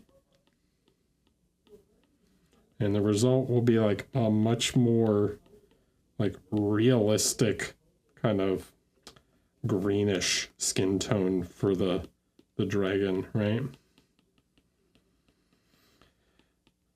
So yeah, just consider that. All right, the next thing is cloth. Okay, so cloth, I've talked about this quite a bit, but when you're doing cloth, like when you paint these like super sharp edge highlights on everything, right? You're like painting the edge, okay? But you have like hills and valleys, right? To cloth. Cloth is like, should be pretty smooth, okay? So you don't tend to have these highlights. And right now I can't quite get a read on like what I'm looking at or what the shape is. You need to like consider more like where the light and shadow kind of falls on this piece of fabric, right? And sometimes light and shadow falls in the valleys, right? So you have hills and valleys to shapes, right? So we have a shape like this, right? And the light's coming in, like, say we have the light come in like this. Where is the light going to hit? It's going to hit like here. It's going to hit here, right? So it hits like on the side. If we turned it like this, it's like a staircase, right? It's like the top of the stairs gets the light, right? So try and think more about like where that light's going to hit, because sometimes, yeah, it does. It gets into the folds, right? Instead of like on top or bottom of the folds. Okay, like for example, let's look at my shirt, right? Like, well, let me go this way, right? Like, what do we have happening right here, right? This is so weird to try and do it mirrored, right? Turn like this. Okay. Right here, right? This part of my arm, even though this is like in the deep part of the fold of this fold, or here, right? This is in light, okay? It's not necessarily whether it's like raised or lowered, okay? That doesn't matter. The raised or lowered surface, right? The recess is what matters, is like what's facing towards the light and what's not, right? So we need to work on that and try and make this much smoother. Don't just paint like lines, right? They don't make a lot of sense. Same with like here, right? Like the light should be focused more on the top if the light's coming from above. Okay, same deal with like light up here, right? We need more definition in the face also. I'm just like not getting the definition in the face, right? So need to try and define some of this stuff more so we can see what's happening. Push your shadows more. You're like, feel like there's this a bit of lack of confidence to like really push some of the shadows a little bit, especially like this leather, right? It's just kind of pink, right? Like there's nothing like defining the shapes of these things. Like I need to be able to, readability is really important. Okay. So like we need to be able to read the shapes of this material. Okay. And increase the definition overall. As far as like the toxic base goes, man, I really like, I'm not quite sure like what your thoughts are on that, like what exactly your vision is. Like you can kind of describe to me, but like, is it supposed to be like poison or like corrupt, like magical corruption? Like is it supposed to be like, I don't know, this like magical corruption that's like glowing and like growing through the tree? Like you could do these like, I don't know, like lines, right? I think of like what are those, like the fungus or whatever? Is it fungus or something like that? It's like the stuff that like grows out, right? It like searches for pathways, right?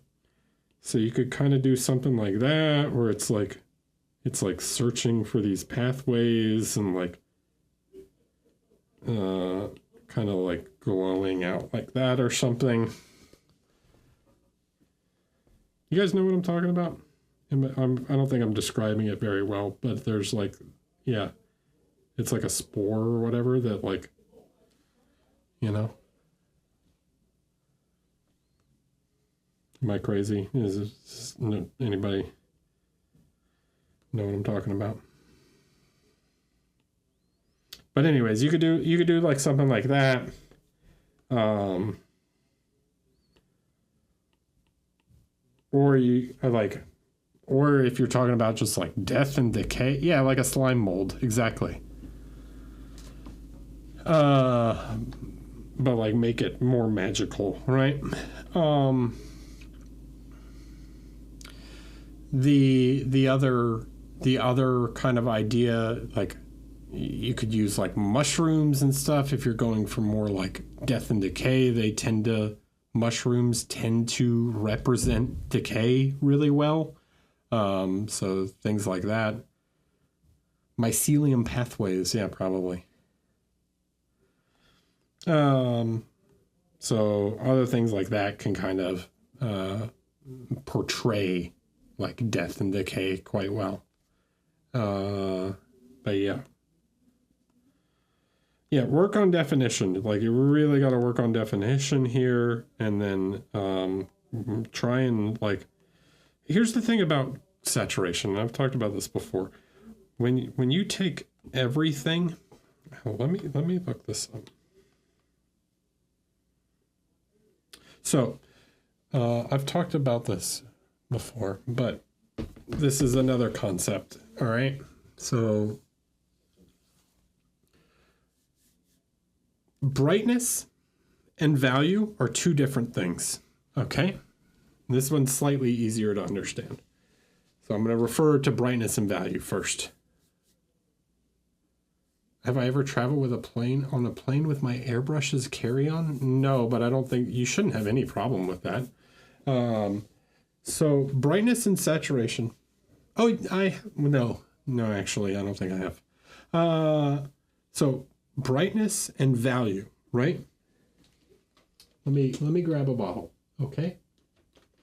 So here we have a dark paint, right? Here we have a very light paint, okay? These are two different values, okay? Let's look here, all right?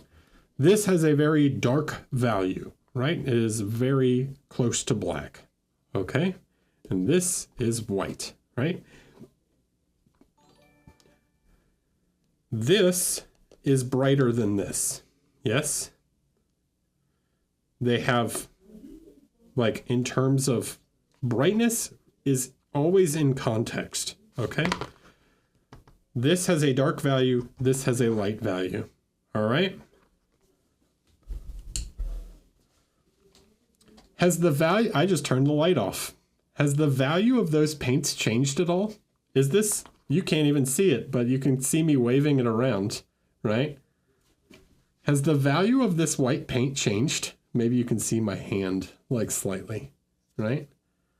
Has the value of the white paint changed? Has the value of this dark, like, purple paint changed, or are they the same value still?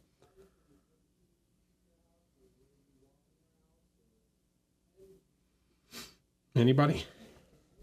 They're the same, right?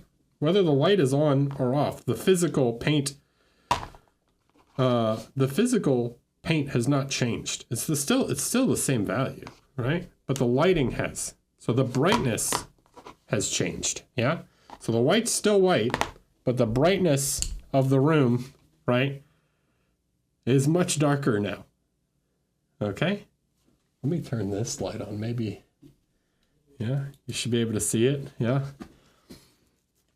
So the brightness of this has gone way down. Now the brightness has gone way up, but the actual value of the paint has not changed. Okay? So brightness is when referring to something in context, and value is referring to something, the physical property of the paint. Okay? Saturation works the same way. We talk about things in saturation, okay? This is a saturated yellow, right?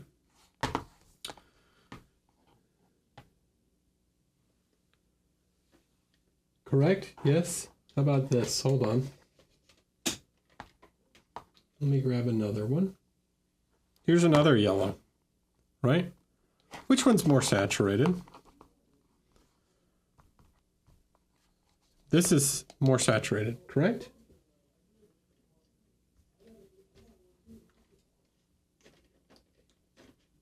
And this is desaturated? Yeah? Is this desaturated yellow? Maybe. What if I grab this?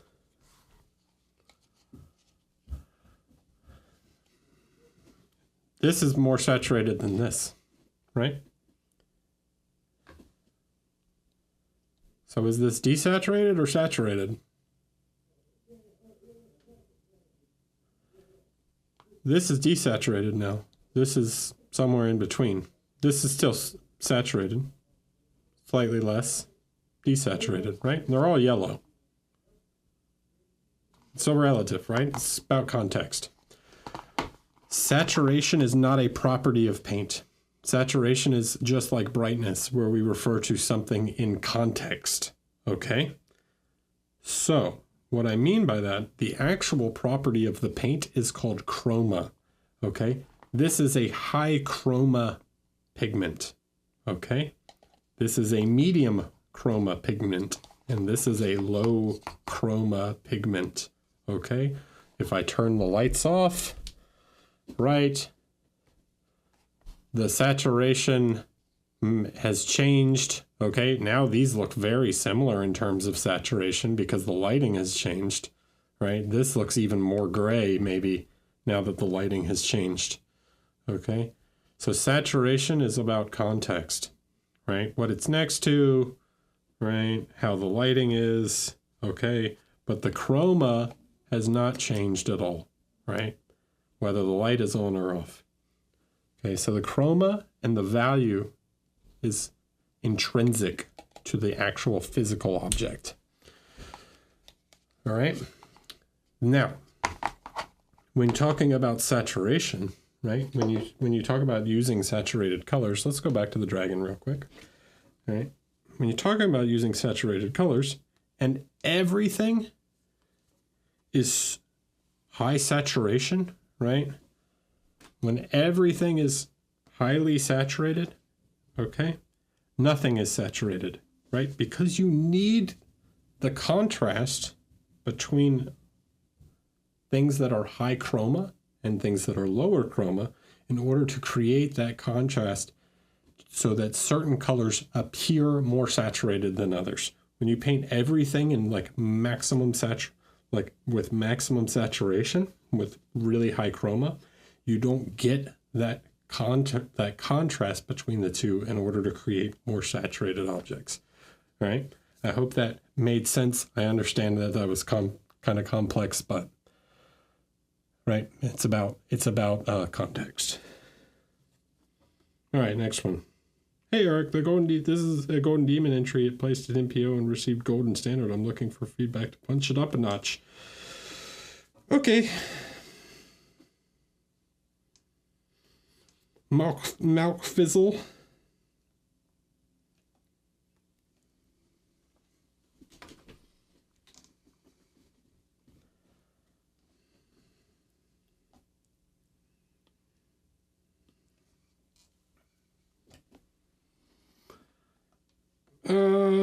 Okay. So, first of all, congrats on your gold.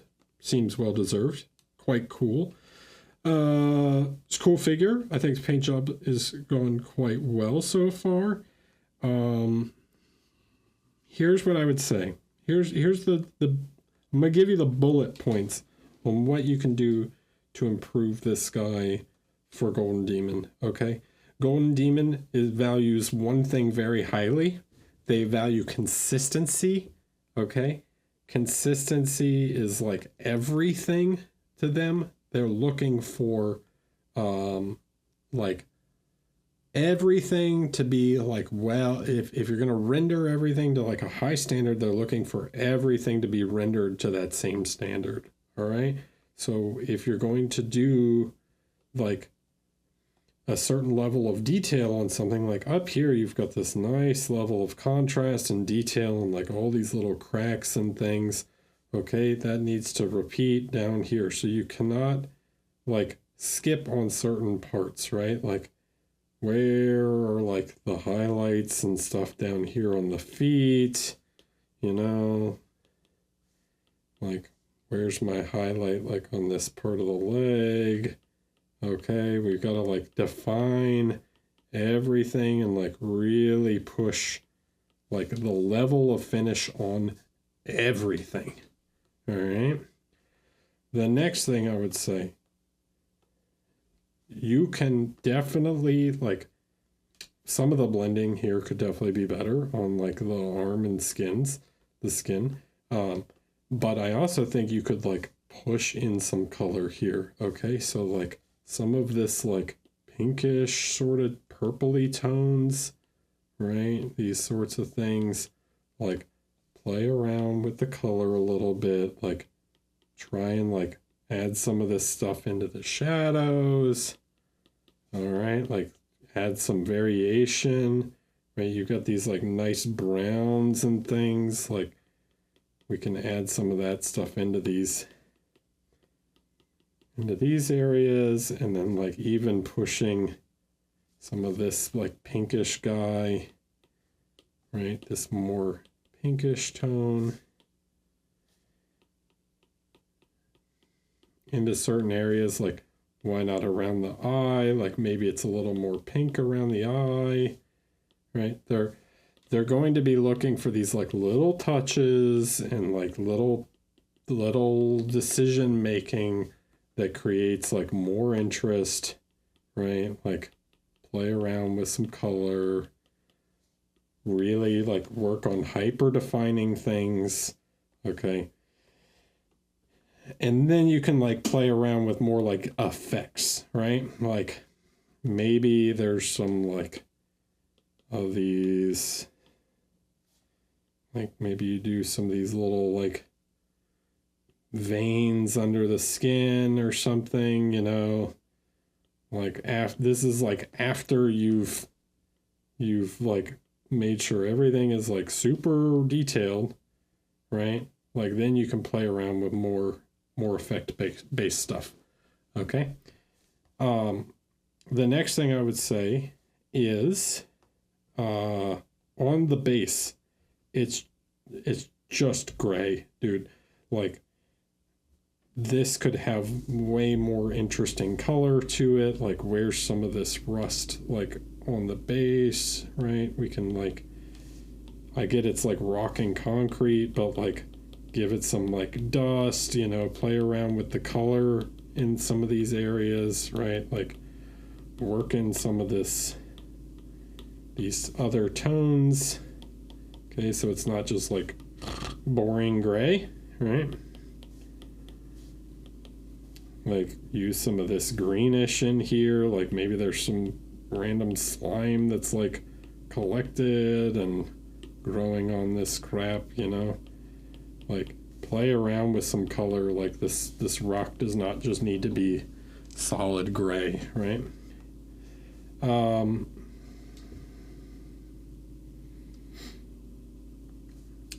The other thing I would kind of look at is some of your verdigris, like could probably be cleaned up a little. And then there's maybe some parts here where you could push the definition a little bit more.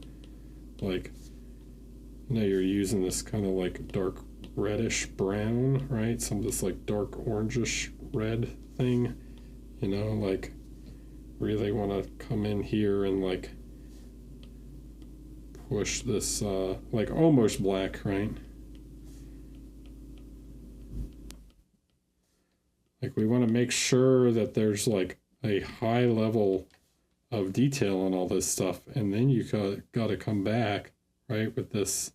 If you're going to put this highlight here, right, you've got this highlight like right here, right? This one, you guys can see that one that I'm painting, right? Well, that highlight should be repeated right here, should be repeated here, should be repeated like there, should show up here and here, and even down in here, right? And then it should show up on this lip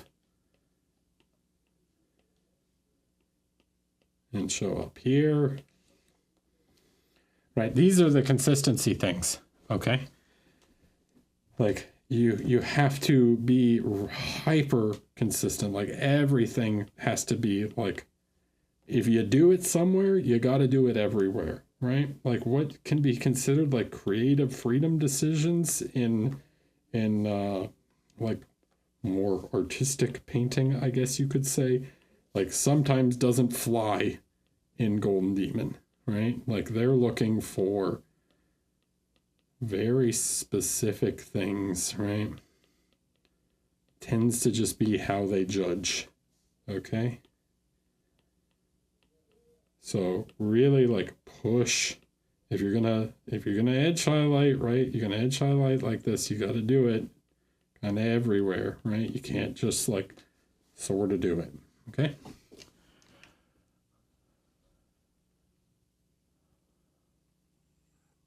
Hi, bots to beasts.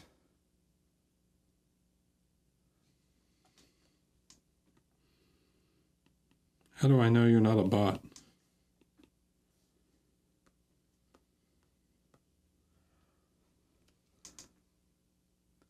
Oh, that meant like I like this stuff, right? But like, yeah, don't be afraid to play around with the color a little bit. Try and introduce more nuance into areas, and just, you know, just be really, really consistent, right? Like everything's got to be rendered to the same level, okay? Even think about like adding some like gross weathering to like this stuff, right? Like where's, you know, like put some rust on here, you know, like don't be afraid to play around with it a little bit, you know.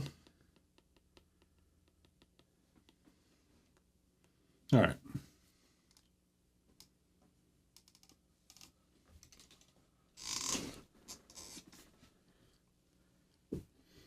Bots to beasts. If you're not a bot, say,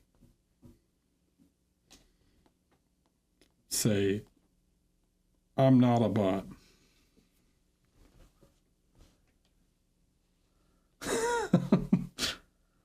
Oh, he's a Necron. All right, Witcher Man. All right, let's look at this Witcher boy.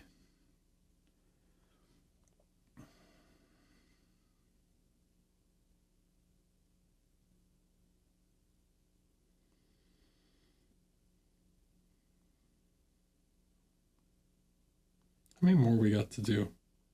Like 4 more after this? All right, we're going to try and get through these pretty quick. Okay.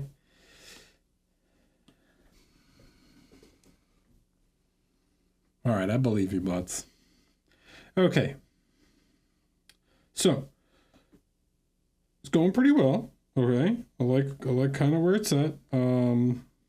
Rendering and stuff is pretty good. Some craziness with the eyebrows. I think you're kind of overdoing it here with this like leather effect. All right. Skin looks pretty good. Eyes are maybe a little off. There's something slightly weird about them. And I can see what you're saying about the hair, right?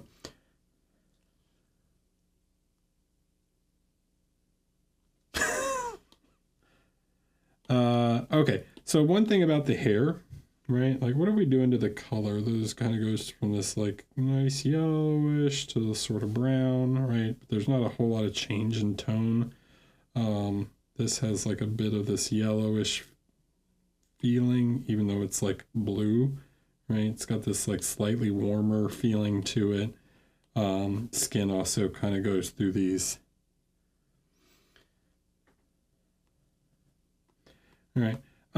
So here I think you could definitely play around a bit more with the, like the bluish tones, right? So something along these lines, right? You can play a little bit more with like in this sort of color range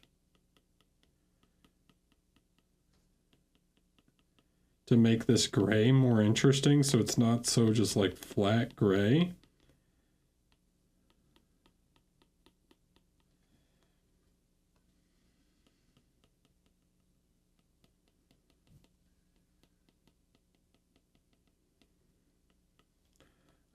Other thing on the face here, like missing a little bit of you got this like nice shadow on the side of the nose, but like this should kind of reflect in like the side of the face.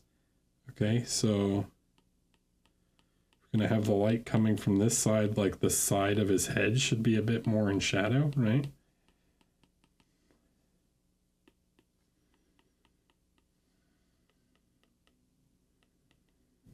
Also underneath his nose should be in shadow. And then I think we need to get a little bit more, like this here doesn't make a ton of sense. If the light's coming in from that direction, this should be a bit lighter, right?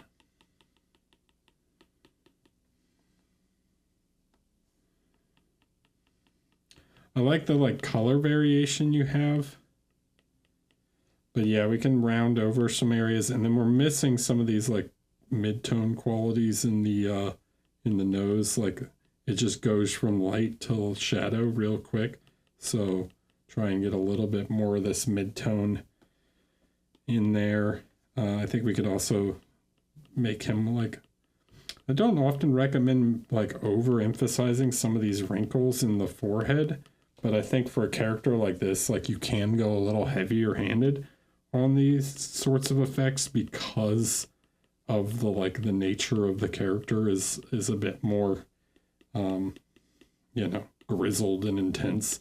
So I think you can play around a bit with the level of shadow here.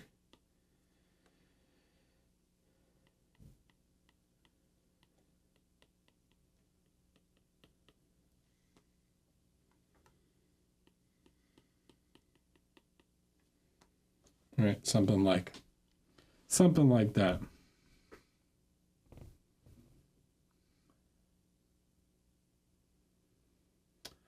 Well, so when you have this sort of thing with like the upper brow, like if that's a problem, right, you can definitely like freehand it, right? You can change the sculpt with paint is what I would say, right?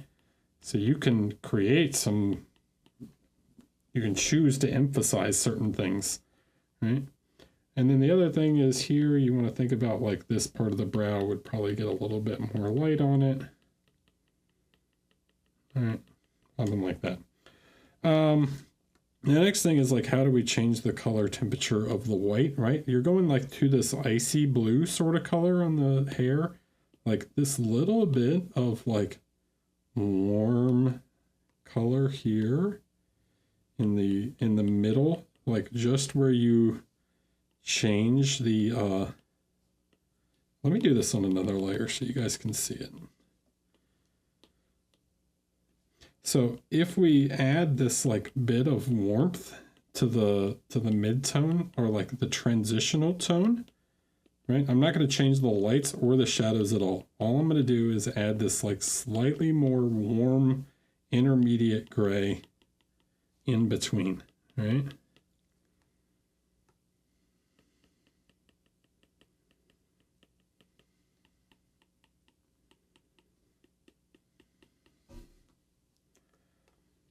And what this will do is just at that transition point, it's going to help warm up the beard quite a bit, right? It's going to change the color of the lighting quite a lot, right?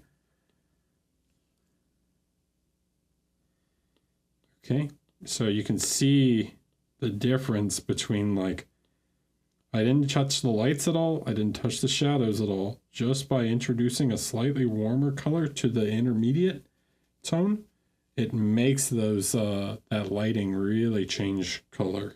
Okay. Now for this part, I think it's maybe over contrasted. Like I think you went too far with it. It's a little too detailed. So I would tone this back. Okay. Something like, right, it doesn't really feel like leather right now. It feels like non-metallic. I don't know if that's what you were going for, but I assume this is supposed to be like embossed leather. In fact, I assume like the whole shoulder pad is supposed to be like embossed leather. But right now it really is like reading as like a metallic element. So maybe you want to tone that down a little. Same with these things, like you're kind of like pushing the contrast everywhere instead of like letting certain things be more contrasted than others. Okay, so you want to think about like where does it need contrast as opposed to like, just like how much, right? One other little thing here on this fold. You can enhance the shape of this a little bit more. If the light's coming in from the left, that shape is going to be like a little bit more emphasized, right? So.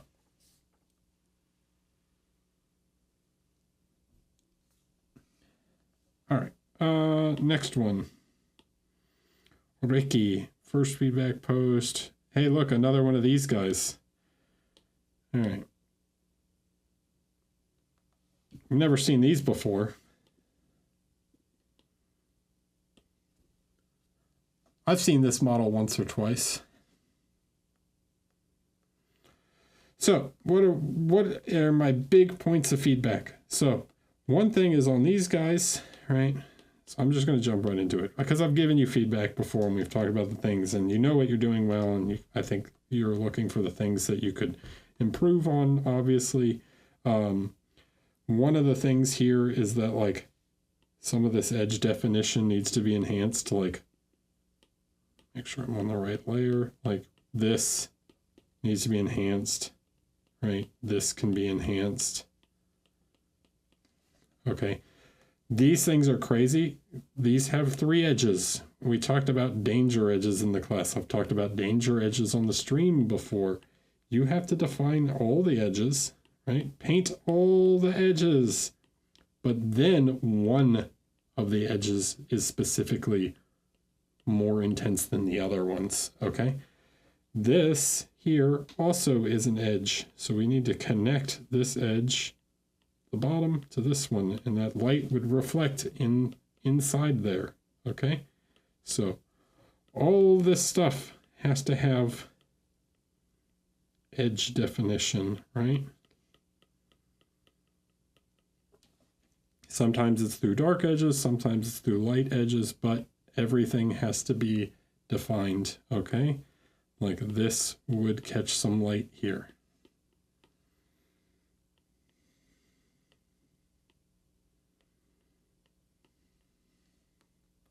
Right? Then you're making other parts too sharp, okay? Like this transition here doesn't make sense like this. It's too sharp, right? So we need something in between to soften this. Again, you have to define this edge, right?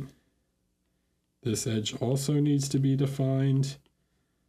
All these edges, okay?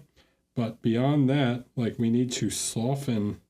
This is rounded, okay? It's not like a hard line. So we need to like create this softer shape here in order to make this feel more curved. Okay, then you can play with shapes, right? You can play with shapes like this. You get weird reflections in the metallics. All right, I've talked about this quite a lot too. So you get these sorts of S curves, and those result in what looks more shiny, right? Something like that. Okay, same with this guy. This is too, like this edge would catch light. This is probably too sharp. You can soften this out, right? This doesn't have a hard edge here. It's a soft, this is a soft shape.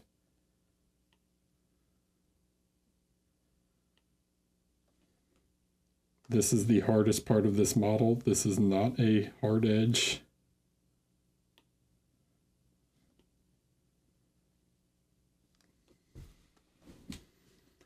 Right, it's rounded. Okay, so think about the shape, right? Then this needs to be better defined. Right, clean up this stuff. There's a lip here, okay?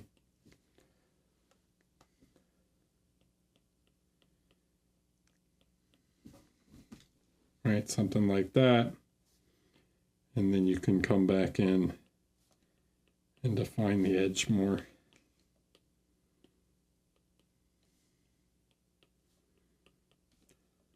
This is full of edges in here, and they're too white right now. You're not getting to the yellow part, right? So you have to really think about like all the shapes that are in here. Right, define all those edges and also black, right, to separate.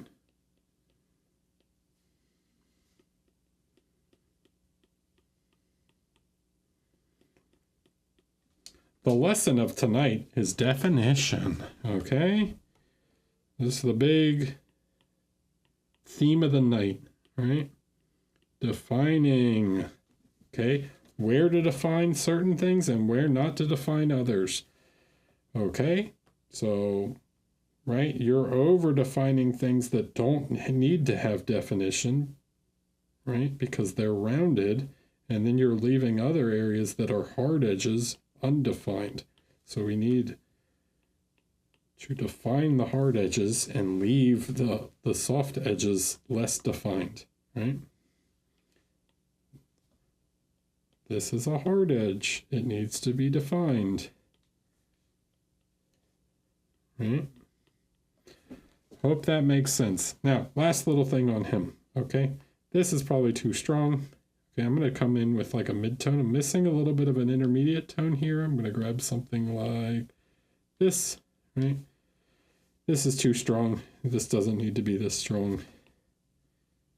There should be like a connection here with his mouth. Right? This needs to come down like this more.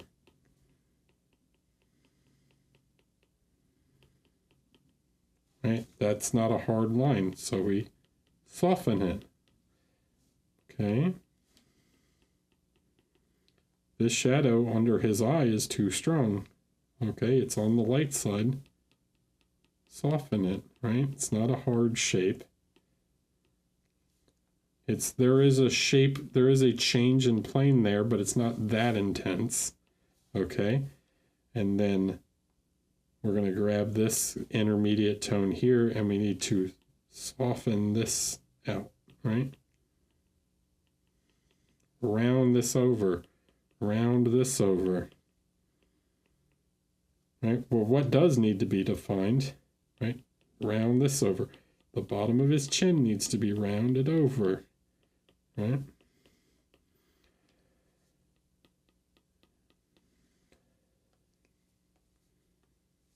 Right, this gets a hard line because it's a cast shadow.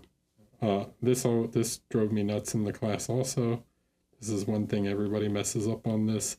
This cast shadow of the hood goes like this, right?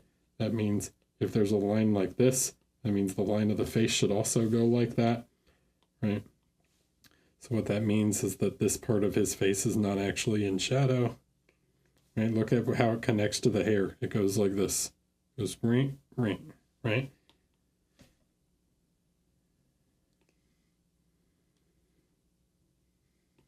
There, he has a little bit of a cheekbone, but it's still in light, right?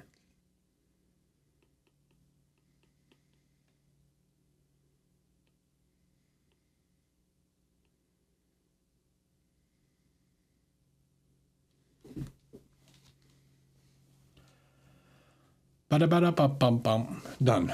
Okay? So, think about also what light on his lip. Okay? Needs light on his upper lip there. Also, he needs his upper lip like straight up defined, so come in with like a reddish tone. Okay? We want to push a little red into his lips. Something like this. Doesn't need to look like he's wearing lipstick, but he needs like some kind of color change. And then his eyes also could use some definition between his eyelid and his eyeball. So like, right?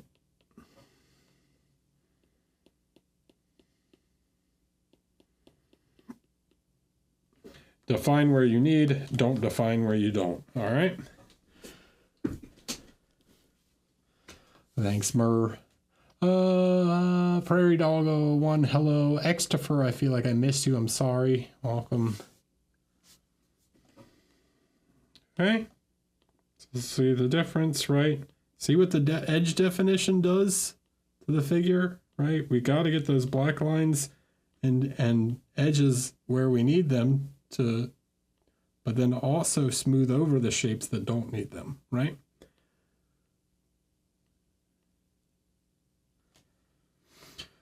Okay. Richard.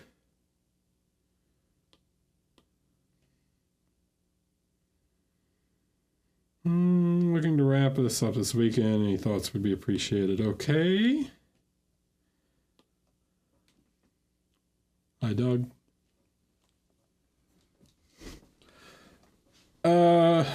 Richard, you're using way too much white, dude. Right? I'm gonna cut the pretense. I like the colors. Blah blah blah. Yeah. Okay. I'm not gonna go over the things I like too much because I actually think it's pretty good. But you're using way too much white, bud. Like, right? Like, let's look at let's do the thing. Okay. We've talked about this, right? Like, do the thing. Okay.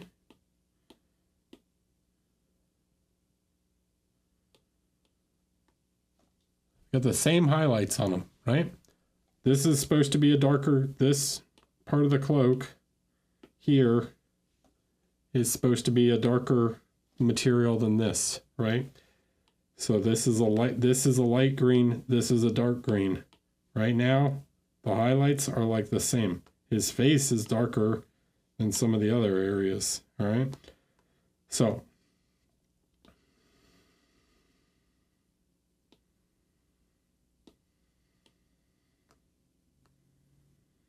chill out, all right? So we're going to take this. I like this green you have here, right? We're going to tone, oops. We're going to tone this back.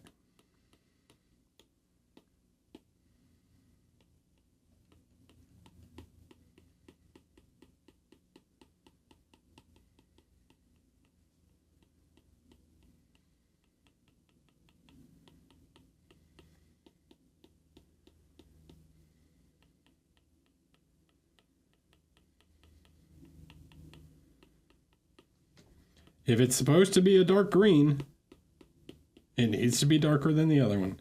Why is this white, right? Like what? If it's blue, it's blue. When you paint white on the edge like that, look what happens to the edge of this. It's just like pure white, right? Like it's a blue object. Like it can be a light blue, you know? Like so don't use too much damn white in your highlights, all right? Now, where you actually do need white, you don't have it, right? So, like, you're painting this belt buckle, but I don't have... Where's the highlights, right? You got highlight on this side, here. Where's the highlight that repeats on this side?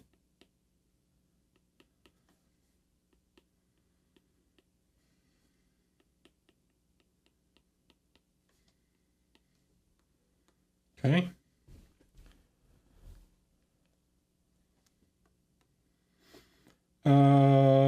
Terms of the face, I like kind of the face. I think you could define the nostril a little bit here. I like his little dimples. Those are nice. The eyes look quite good. I think they could be cleaned up a little.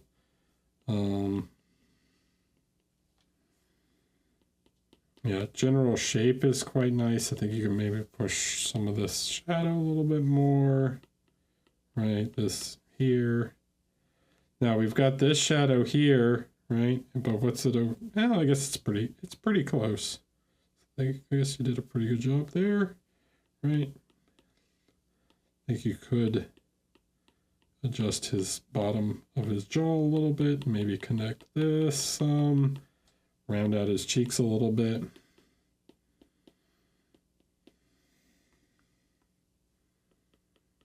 Okay. I don't know why this highlight is so like strong and lined.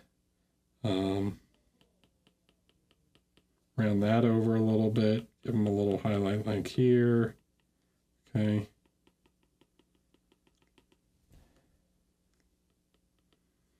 Try and round his nose over a little. Like, he's got like this very like brimmed, it's like kind of real flat looking. So like round it over some. Right, so just like soften that shape a little.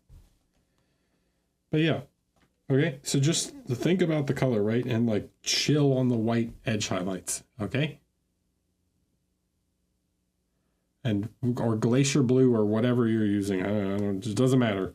What matters is that it's like you're using the same thing on everything, and everything has the same level of highlighting. So it's just like it's too much, right? Okay.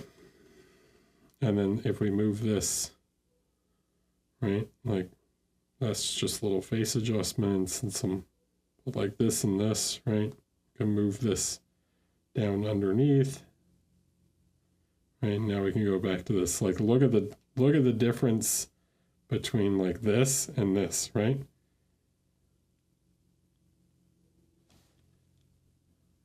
Like we're separating, right? We're trying to make sure that those read as like different, that these have their own like value, right? To them. Okay, cool. Next, Cragzog. What you got for me? What are you saying? Feels like she's lacking some oomph. Got bronzy crimson brush.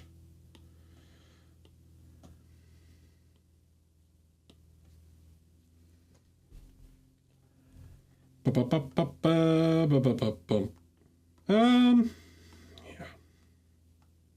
It's okay. Yeah, she's definitely, the sword is like the thing I have the biggest problem with. I actually really like the color of the light. Like the ambience is quite nice. I like the color of the armor is pretty cool. Um, yeah, I think the biggest issue I'm having is the sword. It's like I don't really understand this thing you're doing. Okay, so what I'm gonna say is like the texture is really weird. It's like, why is it like all running like this? It looks like scratchy instead of like textured. Okay. So that's a little weird to me. I don't think they would like if this was a sword, right? If this was made from like sheet metal, right? A big slab of metal, like I feel like the texture would actually probably run this direction. Hmm? The grain of the metal would more likely run the length of the sword. Yeah, so if it was supposed to be brushed steel, I think it would actually run the other direction. It would run like, because metal has grain to it, okay? And they're going to construct it lengthwise, right? So it's more likely that it would run like this way, right?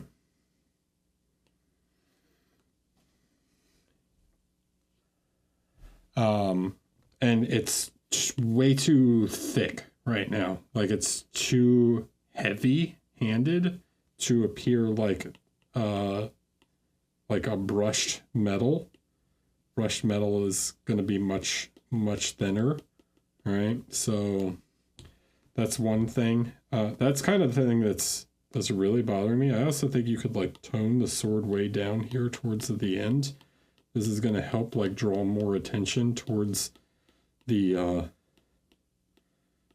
main interest point of the figure, right? So it's like you can knock this down quite a bit. And like let this area like get more focus. She needs like a little more definition in her eyes, right? Like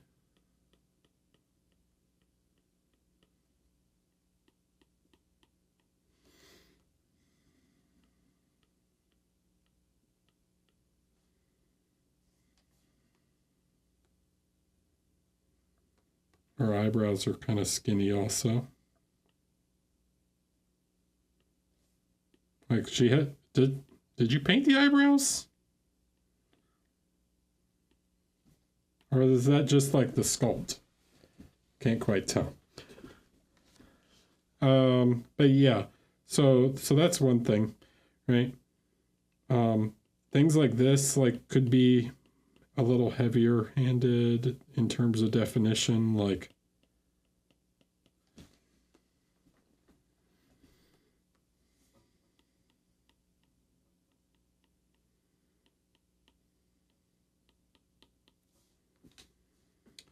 uh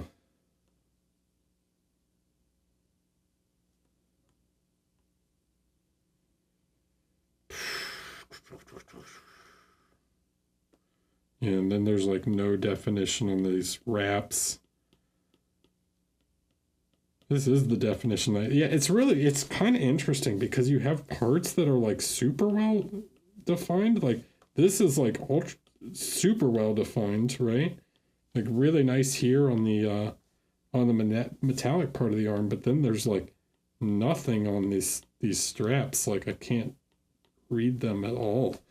Um,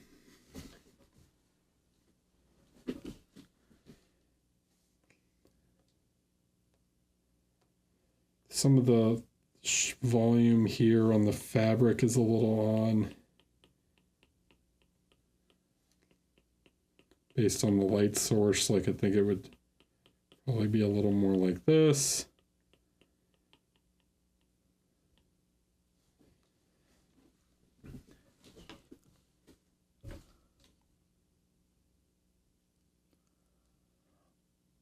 Well, I've painted this figure before, so I could tell you though, like whether it's the sculpt is lacking definition or not, in certain parts, it doesn't matter because it's your job to bring it back where you need it, right?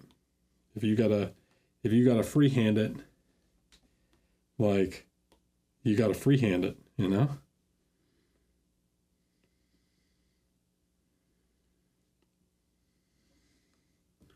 I mean, she's literally the icon for the she's literally the icon for my Twitch stream. My Twitch channel.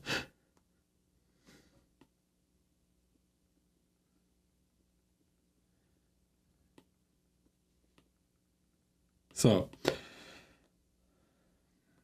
but yeah, like just put like think about some of these, like especially these like little internal shapes are interesting. Cause like this has volume to it, right? So like you need to push certain volumes into here, right? Like this has shape. Okay. And define all this stuff. Then you can come in and like put little, nicks and scratches.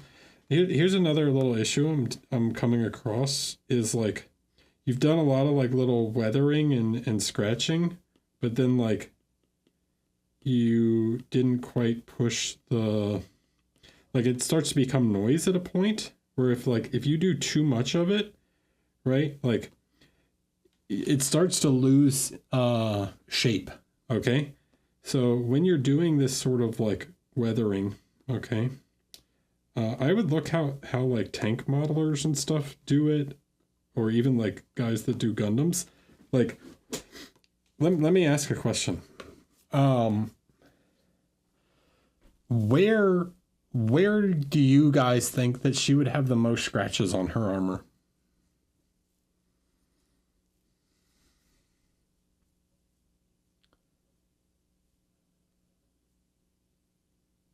Anyone? I can think of like 3 places. Yeah, the hands and feet specifically are going to have like a lot, right? It's going to have a lot of wear and tear. Things like the knee pad, right? Knees, things that are going to bump into stuff, okay? Like,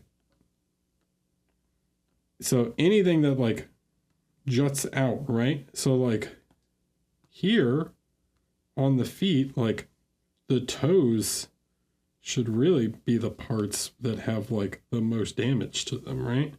So like this, if you're going to do this like dark line kind of scratched up effect, right? Something like this, where you do this like chipped up paint effect. Let me go slightly bigger.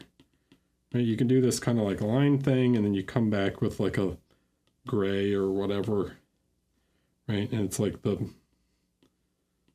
metal showing through underneath, right?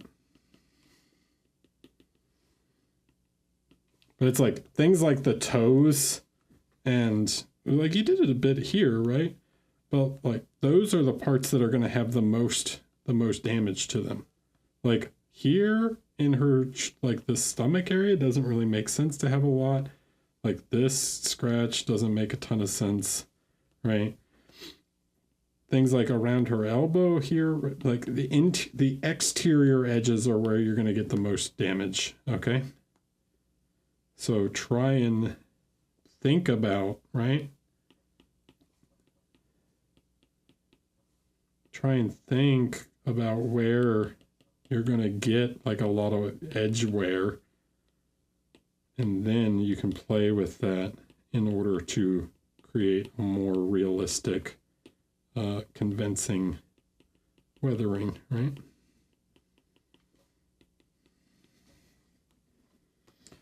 And yeah, I think you could tone it down a little bit, right? Some of it's like, if you do too much, you start to lose the overall shape of the figure, right?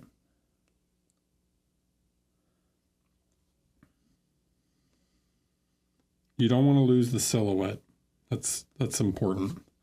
All right.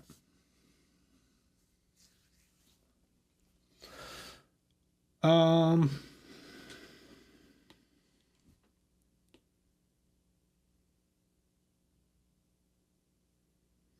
Brandon, what is this for? Of course, it's for Golden Demon. All right.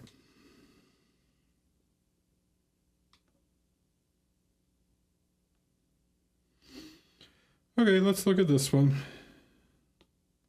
The GD, you guys won't believe it, but guess what we're going to talk about?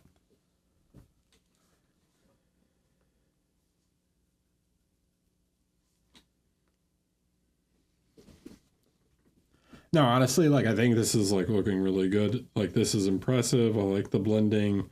The transition to the nose could be like a little softer. It's like a little abrupt. Maybe it's just this angle. Look at this angle. It's not so bad at this angle. It's just from the front because you don't quite get like this part of the nose from the front view. No, it's the inconsistency in definition, edge definition, right? Like, look here, okay? Look at this. Let me grab like a bright orange so you can see the line, right? Look how sharp and defined this is, okay? You guys see that? Like how like clear that definition is? I actually think it could be a little thinner. I think you could clean that up just a tiny bit. Thin that out.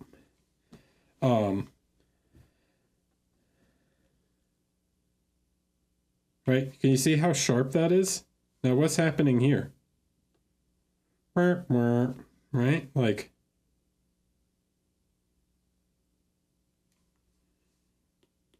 where's the definition, dude?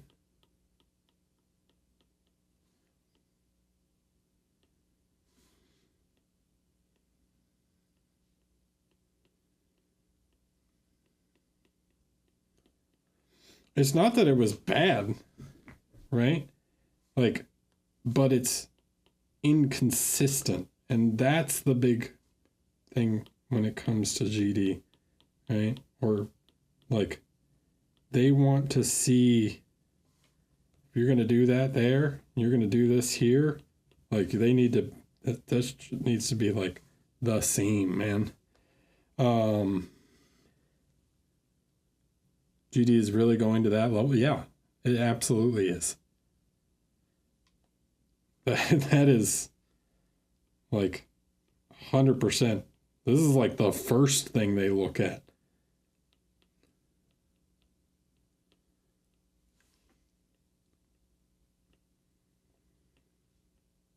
This is like first cut level stuff.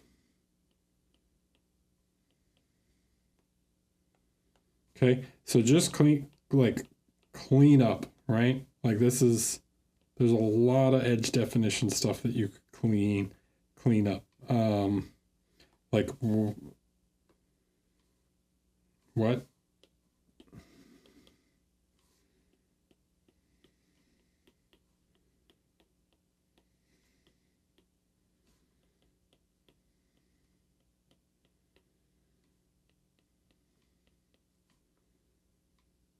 You got brown on your ring.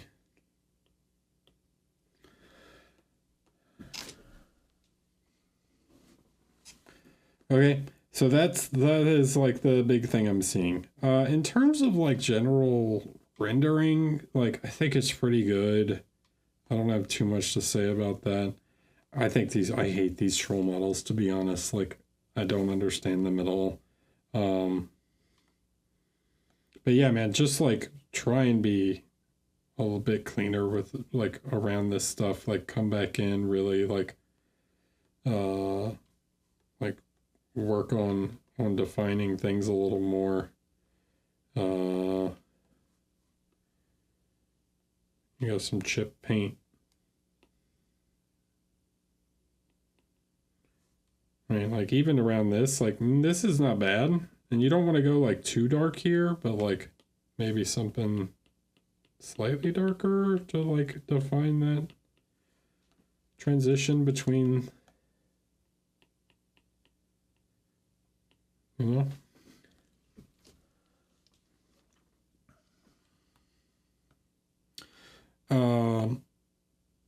yeah, let's do something real fast. You guys want to look at like who you want to look at Albert? All right, let's do a little analysis. All right, we're going to look at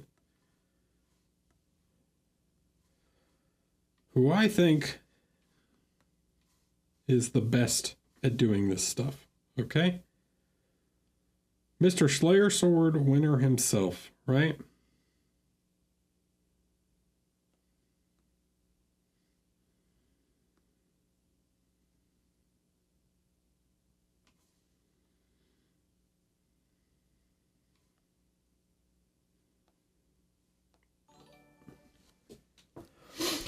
Kyrie.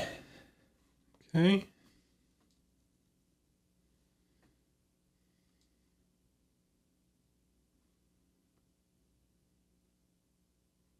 This is not the best photo in the world.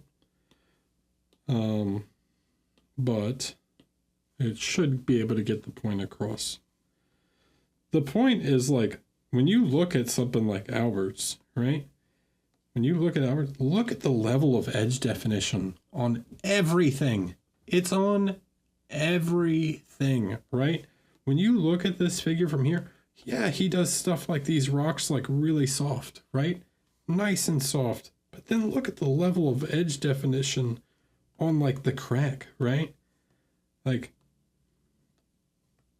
where he needs to be soft, he's soft. But then where he needs to be defined, he is super defined.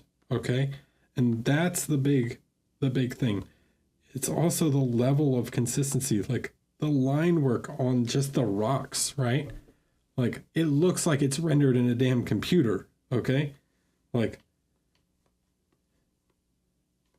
but it's everywhere, okay?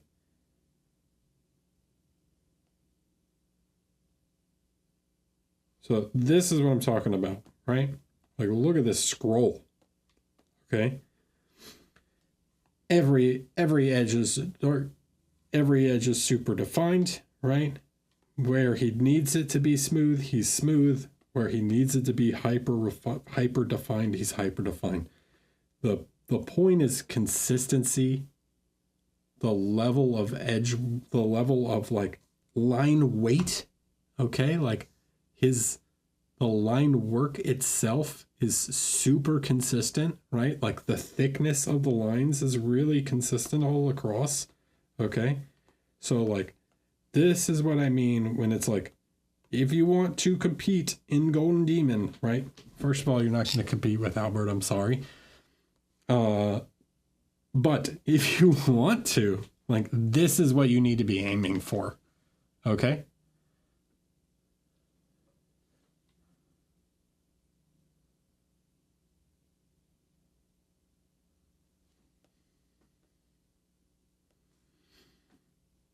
And look, I'm not saying you have to paint like him.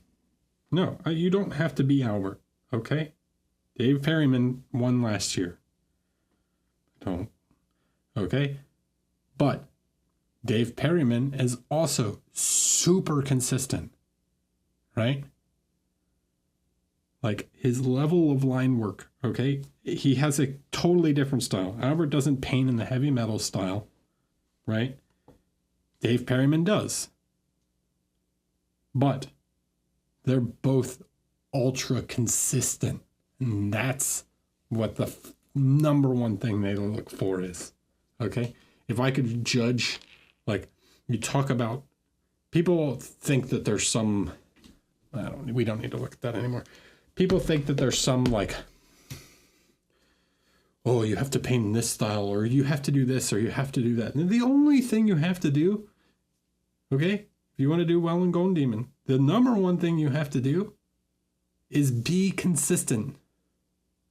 That's it.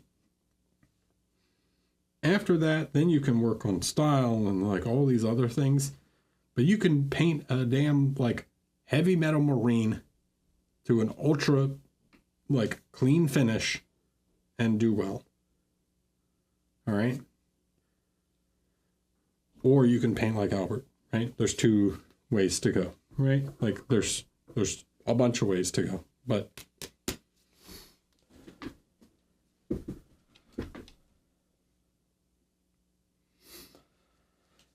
What if I'm consistently shit? Well, sorry. All right, guys. That's it for tonight. Thanks for hanging out. Feedback Friday. I appreciate it. And I will see you all on Wednesday. Bye-bye. Bye.